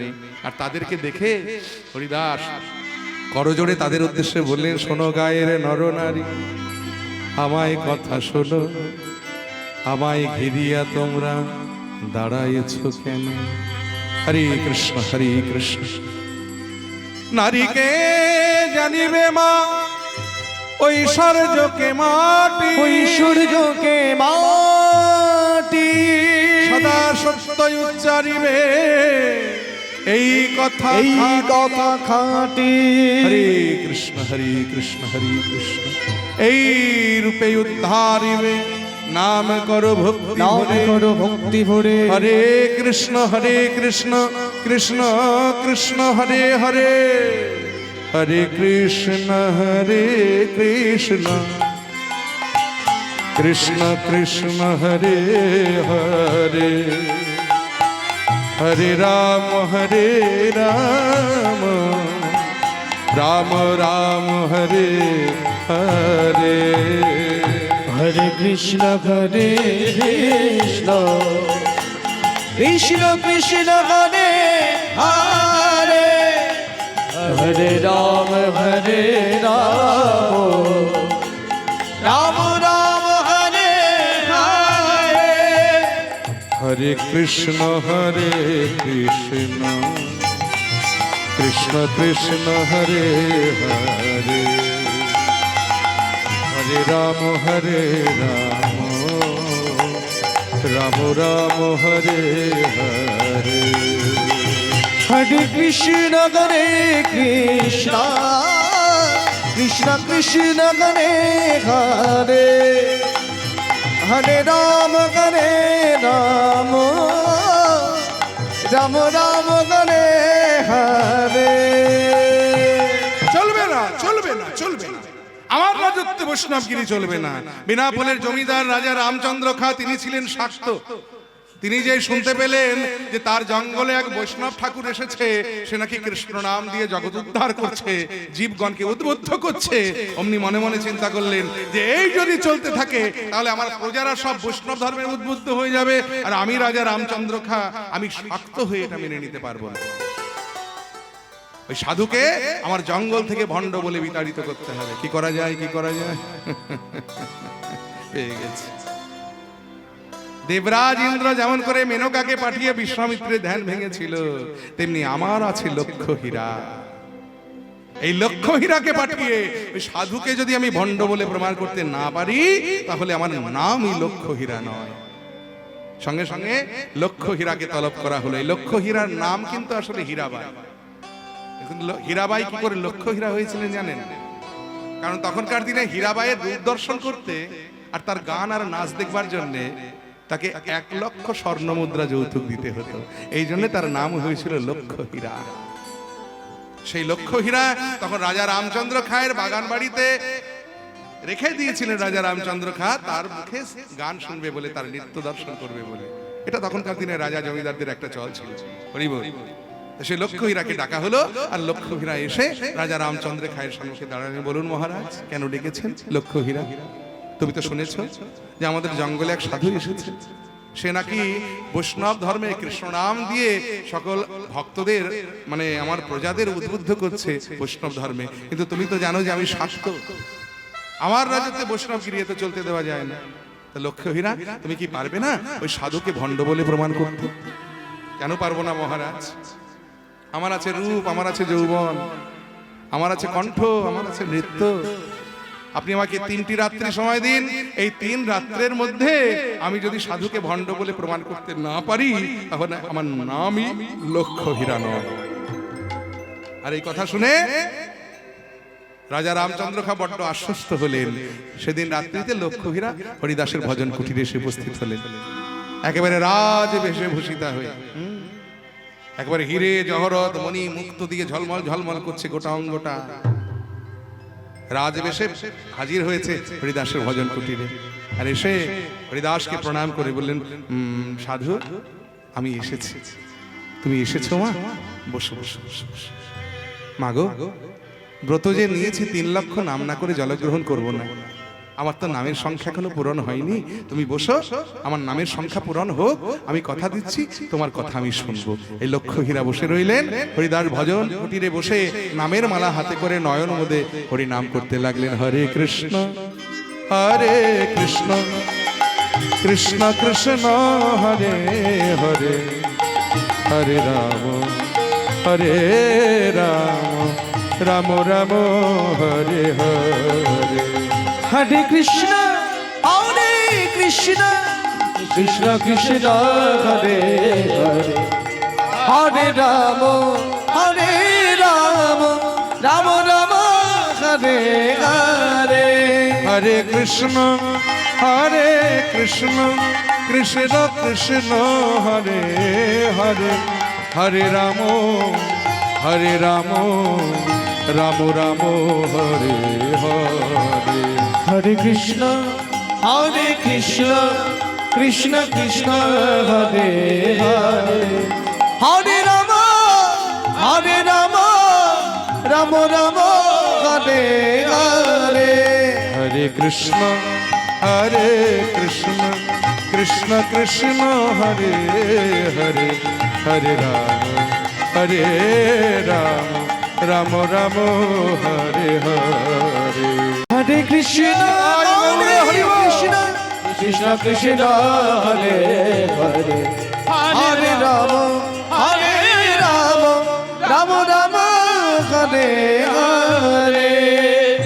চমকে উঠলেন লক্ষ্য হীরা। পাখি ডেকে উঠল, নিশি প্রভাত হয়ে গেল। সাধু তুমি কে গো? সারাটা রাত্রি আমি তোমার সামনে বসে রইলাম,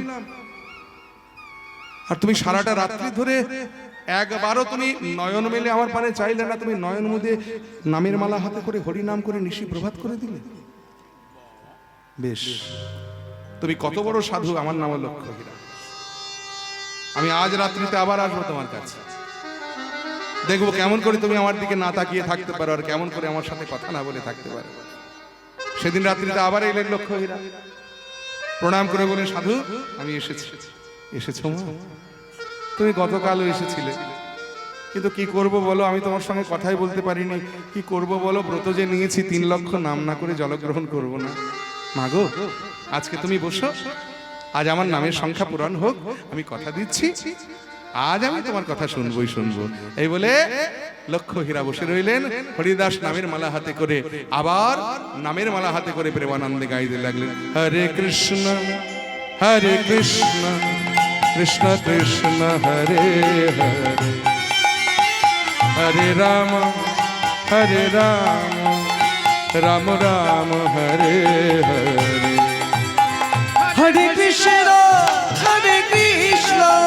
কৃষ্ণ কৃষ্ণ হরে হরে, হরে রাম রাম রাম হরে হরে। হরে কৃষ্ণ কৃষ্ণ কৃষ্ণ হরে হরে, হরে রাম রাম রাম হরে হরে। হরে কৃষ্ণ কৃষ্ণ কৃষ্ণ হরে হরে, হরে রাম রাম রাম হরে হরে। চমকে উঠলেন লক্ষ্য হীরা। দেখি আজও নিশি প্রভাত হয়ে গেল। সাধু তুমি কে গো? আমি লক্ষ্য হীরা। আমার রূপ দেখবার জন্যে কত রাজা মহারাজা রথী মহারথী আমার পায়ের নিচে পড়ে থাকে, সেই তুমি লেংটি পড়া সাধু, আমি দুটো রাত্রি তোমার সামনে বসে রইলাম, তুমি একটা বার নয়ন মিলে আমার পেনে চাইলে না। বেশ, আমার নামও রাজা, আমার নামও লক্ষ্য হীরা। আমি রাজা রামচন্দ্র খায়ের কাছ থেকে 3টি রাত্রি চেয়ে নিয়েছি, এখনো একটা রাত্রি আমার হাতে আছে। আজ রাত্রিতে আমি আবার আসবো তোমার কাছে, তবে হ্যাঁ, এই মাটিতে দাঁড়িয়ে আমি আজকে প্রতিজ্ঞা করছি যে আজ রাত্রিতে হয় তুমি আমার হবে, নয় আমি তোমার হব। সেদিন রাত্রিতে লক্ষ্য হীরা আবার এলেন হরিদাসের ভজন কুটিরে, তবে আজ আর রাজবেশে নয়, ওই হিরে জহরত মণি মুক্ত খুলে এসেছে। কেন জানেন? কারণ মনে মনে চিন্তা করলেন আসলে ওই লেংটি পরা সাধু তো, ও জীবনে কোনোদিন এই বেশ এই সাজ পোশাক তো দেখেনি, এর গুরুত্বটা ঠিক বুঝতে পারছে। তাই ও যে পোশাক ভালোবাসে আজকে সেই পোশাকে যেতে হবে। এই বলে লক্ষ্য হীরা আজকে একটা সাদা থান পরেছে, দাদা সঙ্গে তিলক করেছে, কণ্ঠে তুলসীর মালা পড়েছে, এই দেখুন সঙ্গগুণ। হরি বল। দুটো রাত্রি হরিদাসের মতো সাধুর সঙ্গ হয়েছে, তো সঙ্গের গুণে বেশটাই বদলে গেল লক্ষ্য হীরা। বৈষ্ণবী বেশে আজকে হরিদাসের ভজন কুটিরে এসে উপস্থিত, আর হরিদাস তখন নামের মালা হাতে করে তুলসী মঞ্চকে প্রদক্ষিণ করে প্রেমানন্দে গাইছেন হরে কৃষ্ণ কৃষ্ণ কৃষ্ণ হরে হরে, হরে রাম রাম রাম হরে হরে। হরে কৃষ্ণ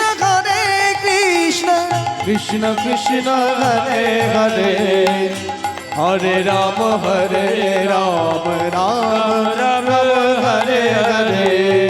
লক্ষ্য হীরা এসে আজ আর কোনো কথা বললেন না, এসে শুরু করে দিলেন তার সেই অপূর্ব নৃত্য শৈলী আর মধুর কণ্ঠের সঙ্গীত। তিনি এসে বললেন সাধুজি সাধুজি,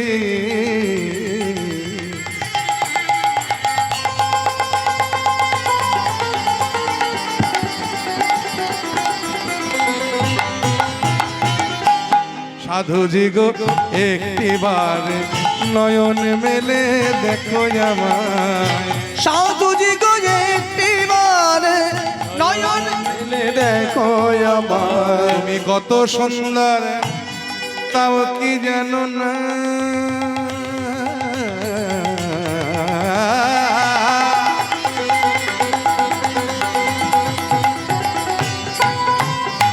তুমি কত সুন্দর তাও কি জানো না, তোমায় দেখে নয়ন মুগ্ধ আমার, হরে কৃষ্ণ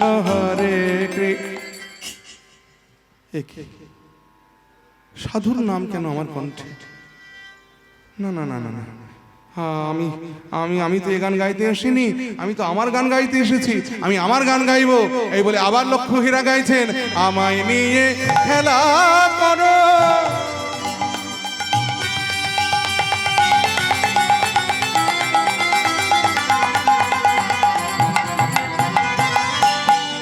সাধুজি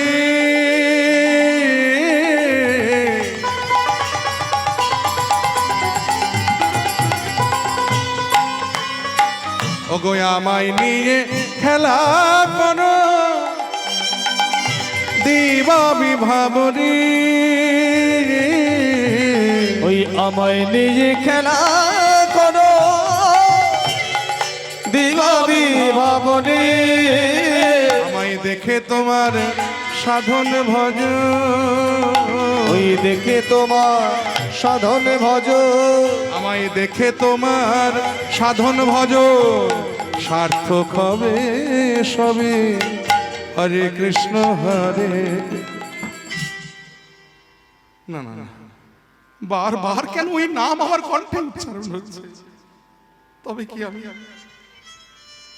তবে কি আমি সাধুর কাছে হেরে গেলাম? অন্তর থেকে কে যেন বলে উঠলো ওরে লক্ষ্য হীরা, শত জন্মের পুণ্য ফলে ওই নাম বদনে উচ্চারণ হয়। একবার যখন বলেছিস আর তুই বদন অবনত করে থাকিস না, প্রেমানন্দে বল। লক্ষ্যহীরা নিজের অজান্তেই বলে ফেললেন, হরে কৃষ্ণ কৃষ্ণ কৃষ্ণ হরে হরে, হরে রাম রাম রাম হরে হরে। হরে কৃষ্ণ কৃষ্ণ কৃষ্ণ হরে হরে, হরে রাম রাম রাম হরে হরে। ঠাকুর গো ঠাকুর গো আছাড় খেয়ে পড়লেন লক্ষ্যহীরা হরিদাসের আতুল রাঙা চরণে। বাবা, আমি অপরাধ করেছি, আমায় ক্ষমা করে দাও। আমি বুঝতে পারিনি, আমি গণিকা, আমি পতিতা, আমি সমাজের অস্পৃশ্য, আমি তোমায় নষ্ট করতে এসেছিলাম। আমার ভুল হয়েছে, তুমি আমায় ক্ষমা করে দাও। ওঠো মা, ওঠো ওঠো। কে বলে তুমি গণিকা, কে বলে তুমি পতিতা? হরিনাম যারা আশ্রয় করে তার একটাই পরিচয় হলো সে হরির দাস। মাগো, তুমি যে হরিনাম করেছো, হরির নামকে আশ্রয় করেছো, তাই আজ থেকে তোমার পরিচয় হলো তুমি হরির চরণের দাসী।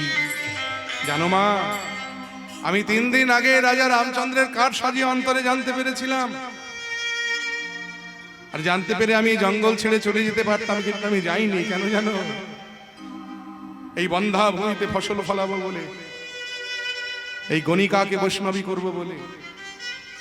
আগো, অনেক দিন এই ভজন কুটিরটায় রয়েছে, তো কেমন যেন কুটিরটার মায়ায় পড়ে গেছি। মায়ার বন্ধনে আমি আর জড়াতে চাইছি না। এই ভজন কুটিরের দায়িত্বটা আজ থেকে আমি তোকে দিয়ে গেলাম। মা, তুই এই ভজন কুটিরটা রক্ষা করিস। আমি চললাম গুরু দর্শন। কতদিন গুরুদেবের দর্শন করি নাই। আর শুনেছি সে নাকি নদিয়ায় অবতীর্ণ হয়েছে, যদি একবার কৃপা করে আমার একটু দর্শন দেয়। তাই গণিকা লক্ষ্যহীরা হইলেন, গণিকা লক্ষ্যহীরা হইলে পরম মহান পরম মহান্তি। কোটি কোটি ভক্ত তারে ভক্ত তারে দর্শনে দর্শনে যান্তি। লক্ষ্যহীরার উপরে ভজন কুটিরের দায়িত্ব দিয়ে হরিদাস চললেন গুরুদেবের দর্শন করতে। আর বদন ভরে গাইতে গাইতে চলেছেন, ওরে গোলকের হরি, শুনেছি গৌর হরি রূপে, নাকি এসেছে নদিয়ায়, দেখবি যদি তোরা আই সকলে জগৎবাসী,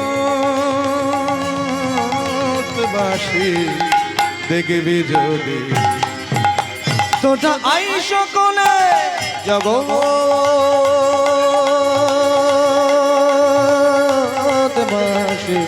দেখবি যদি আয়।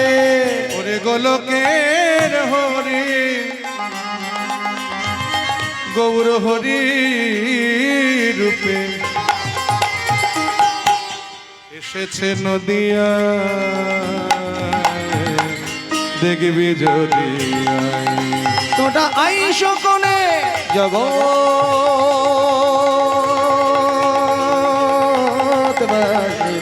দেখবি যদি ও তার রাধা প্রেমে গড়া তনু,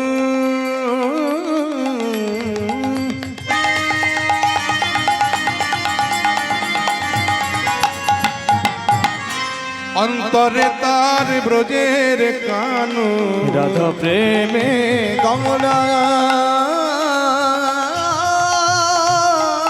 তনু, অন্তরে তার ব্রজের কানু। রাধা প্রেমে গড়া তনু, অন্তরে তার ব্রজের কানু। সদা হরি হরি বলে, ওই সদা হরি হরি বলে নদিয়ার পথে নেচে যায়। তোরা আই সকলে জগৎ বাসি দেখবি যদি আয় আয়। অন্তটা আই সকলে বাসি দেখবি যদি আয়। এই ধীরে ধীরে হাঁটতে হাঁটতে হরিদাস কৃষ্ণনাম গাইতে গাইতে এলেন শান্তিপুরে। গুরুদেব অদ্বৈত প্রভুর চরণে এসে প্রণাম করলেন, গুরু দর্শন হলো। গুরুদেবের আদেশ নিয়ে ওই শান্তিপুরের পাশে ফুলিয়ার কৃত্তিবাস ত্রিপাঠ, যে কৃত্তিবাস রামায়ণ বাল্মীকি রামায়ণের বঙ্গানুবাদ করেছিলেন, সেই কৃত্তিবাস ওঝা তার যে শ্রীপাঠ, সেই শ্রীপাঠের পাশে একটা বড় গুফা, সেই গুফার মধ্যে বসে বসে হরিদাস হরিনাম করে। এদিকে গুফার পাশে একটা উইয়ের ঢিপি ছিল, সেখানে ছিল একটা বিষধর সাপ। সাপটা এত গজড়াতো যে তার ভয়ে সেখানে কোনো সাধারণ মানুষ আসতে পারতো না। একদিন সাপটাকে লক্ষ্য করে হরিদাস বললেন, ওরে অনেকদিন তো আমার সঙ্গ করলি, আমার কাছে রইলি, তা দেখ তোর কারণে ভক্তরা এখানে আসতে পারছে না, তা তুই যদি এবার একটু এই জায়গাটা ত্যাগ করিস। সাপটা কিছুক্ষণ হরিদাসের দিকে তাকিয়ে থেকে ধীরে ধীরে ওই জায়গাটি পরিত্যাগ করলেন। ধীরে ধীরে ভক্তের সমাগম হতে লাগলো, আর খবরটা রটে গেল যে মরা হরিদাস আবার বেঁচে উঠেছে, মরা হরিদাস বেঁচে উঠেছে, মরা হরিদাস বেঁচে উঠেছে। হরি বল। খবর পৌঁছে গেল মুলুকপতি গোড়াই কাজীর কানে, আর গোড়াই কাজী তিনি ছুটতে ছুটতে ফুলিয়ার কৃত্তিবাস এসে সত্যই দেখছে যে মানুষটাকে মেরে তার পেয়া দ্বারা গঙ্গার জলে ভাসিয়ে দিয়েছিল, সেই মানুষটা বেঁচে উঠে ওখানে আবার হরিনাম করছে। এই গোড়াই কাজীর চৈতন্য লাভ হলো। তিনি আছাড় খেয়ে বললেন, হরিদাসের চরণ দুটো জড়িয়ে ধরে বলেন, আমার ভুল হয়েছে, ক্ষমা করে দাও বাবা, আমি ভুল করেছি, অপরাধ করেছি। শোনো হরিদাস, আমি মুলুকপতি গোড়াই কাজী, এই মাটিতে দাঁড়িয়ে আমি তোমায় আজ্ঞা দিলাম, যত্র তত্র করিবে তুমি কীর্তন বিলাস। মোর আজ্ঞা তোমার প্রতি শুনো হরিদাস, কেউ তোমায় বাধা দেবে না, কেউ তোমায় কিছু বলবে না, তুমি যত্র তত্র কীর্তন করে বেড়াও, আমি তোমায় আদেশ করে দিলাম, আজ্ঞা দিয়ে দিলাম। হরিদাস ভজন করে, হরিনাম করে। এদিকে শ্রীবাস অঙ্গনে নিশি জাগরণী হরিবাসরে আমার মহাপ্রভু গৌর সুন্দর হরিনাম করতে করতে নিতাই চাঁদকে দেখে বললেন, দাদা জানো তো সেনা এসেছে। কে? এতদিনে যার আশা পথে নয়ন দিয়ে আমি বসে আছি,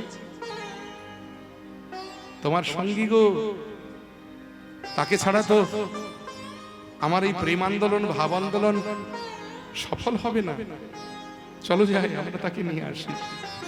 এ বলে খোল করতাল বাজিয়ে আমার গৌর সুন্দর ভক্তবৃন্দ সঙ্গে নিয়ে নিত্যানন্দকে নিয়ে শান্তিপুরে এলেন। শান্তিপুর থেকে অদ্বৈতকে সঙ্গে নিয়ে তিনি এলেন ফুলিয়ার কৃত্তিবাস ত্রিপাঠ। হরিদাসের সম্মুখে দাঁড়িয়ে যায়নি তাই, ও মায়েরা, আহা হয়ে গেছে, আর দেরি নেই, তোমরা যে প্রতীক্ষায় বসে আছো এরপরে হবে সেটা, খুব আনন্দ হবে তখন রাসলীলায়। এখন একটু কান্নাকাটি হচ্ছে, ভক্তের কথা হচ্ছে, তো একটু মন দিয়ে শোনাই, হয়ে গেছে, আর 2-4 মিনিট হবে। আর বস, আমাদের সময় প্রায় শেষ, 12টা বেজে গেছে, যায়নি তাই। তো যাই হোক, মহাপ্রভু এসে দাঁড়ালেন, আর দাঁড়িয়ে হরিদাসের দিকে তাকিয়ে ডাকলেন, হরিদাস প্রভু এসেছ, এতদিনও তোমার আসবার সময় হলো, আমি যে কবে থেকে তোমার আশা পথে নয়ন দিয়ে বসে আছি। আমি তো আগেই আসতাম হরিদাস, পাষণ্ডরা যখন তোমায় বেত্রাঘাত করছিল আমি তখনই তোমার কাছে আসতে চেয়েছিলাম, কিন্তু তোমার কাতর আহ্বান আমাকে তোমার কাছে আসতে দেয়নি।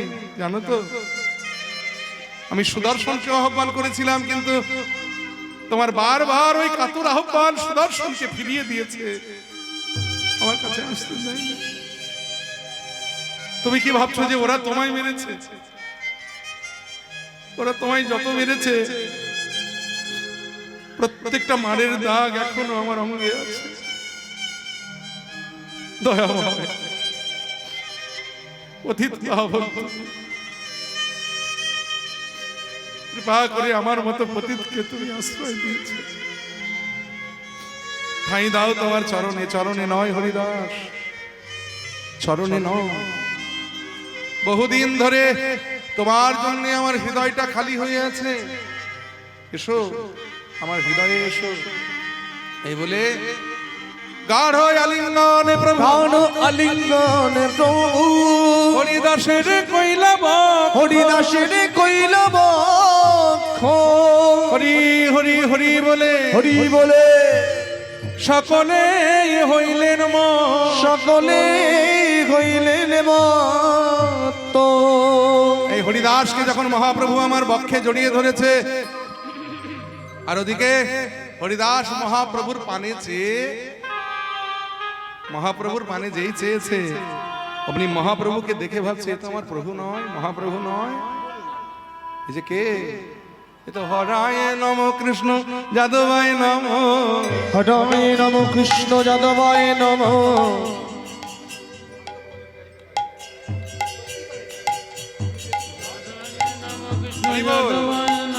এই যে বিজয়া বিজয়া হয়েছে আজি নন্দ ঘোষের বালা।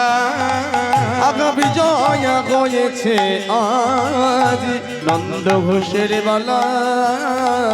বলি বিজয়া হয়েছে আজি নন্দ ঘোষের বালা। ওই বিজয়া হয়েছে আজ নন্দ ঘোষের বালা। বলি হাতে বাঁশি মাথায় চূড়া গলে বনমালা।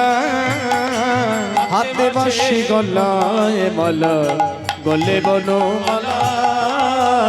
এই তো আমার চিকন কালা। এই তো আমার চিকন কালা। বলি এই তো আমার চিকন কালা। এই তো আমার চিকন কালা। বলি হাতে বাঁশিয়ার গলায় মালা। এই তো আমার চিকন কালা। ওই হাতে বাঁশি আর গলায় মালা। এই নদীয়ার পথ করেছে আলা। ওই হাতে বাঁশি গলায় মালা। নদীয়ার পথ করেছে আলা। ওই হাতে বাঁশি গলায় মালা। নদী আর পথ করেছে জ্বালা, হাতে বাঁশি গলায় মালা। নদী আর পথ করেছে জ্বালা। এই তো আমার চিকন কালা। আর যেই দেখেছে গৌর রূপের মধ্যে চিকন কালার সেই মাধুর্য মণ্ডিত রূপ, সঙ্গে সঙ্গে হরিদাস প্রেমানন্দে গেয়ে উঠেছেন শ্যাম চিকন কালার। কারণ পরে রাস হবে তো, এই জন্য একটা রূপের পদ গাইতে বলেছে। এই রূপের পদটা গেয়ে আমরা শেষ করব। পরবর্তী দলকে আপনারা প্রস্তুত করুন, আসতে বলুন। আর শ্যাম চিকন কালার গলায় মালা বাজলো নূপুর পায়। পায় বাজলো নূপুর পায়। ও শ্যাম চিকন কালা গলায় মালা বাজলো নূপুর পায় পায়। বাজলো নূপুর পায়। বলি চূড়ারো ফুলে ভ্রমরা বলে। চূড়ারো ফুলে ভ্রমরা বলে। ওই চূড়ারো ফুলে ভ্রমরা বলে। চূড়ারো ফুলে ভ্রমরা বলে। তেরছ নয়নে যায়। চায় রচন ওনে চায়। বলি কি বাসে তার তেরছ আখি। দিবসে তার তেরা ছোয়াখি। ওরে ছেদন করিলে মোর ধৈর্য সাক্ষী। কি বাসে তার তেরছ আখি। আঘা ছেদন কইলে মো ধৈর্য সাখী। রাখিলে না মোর কিছুই বাকি। আঘা ছেদন কইলে মো ধৈর্য সাখী। রাখিলে না মোর কিছুই বাকি। লাগলে না মোর কিছুই বাকি। ছেদন কইলে মনে ধৈর্য সাখী। কি বাসে তার তেরা ছোয়াখি। কালিন্দির কুলে কি পেখিনু সখী। ছলিয়া না গোর কান কান। চলিয়া না গরকা। আমি এই এখনি দেখে এলাম। আমি এই এখনই দেখে এলাম। ওই যমুনায় জল আনতে গিয়ে এই এখনি দেখে এলাম। আঘা যমুনায় জল আনতে গিয়ে এই যে এখনই দেখে এলাম। তাই কালিন্দির কুলে কি পেখিনু সখী ছলিয়া না গোরকান চলিয়া না গোরকান আমার ভরম যাইতে নারী নুরে সখী যাইতে নারী নূরে সখী আকুল করিল প্রাণ প্রাণ আকুল করিল প্রাণ।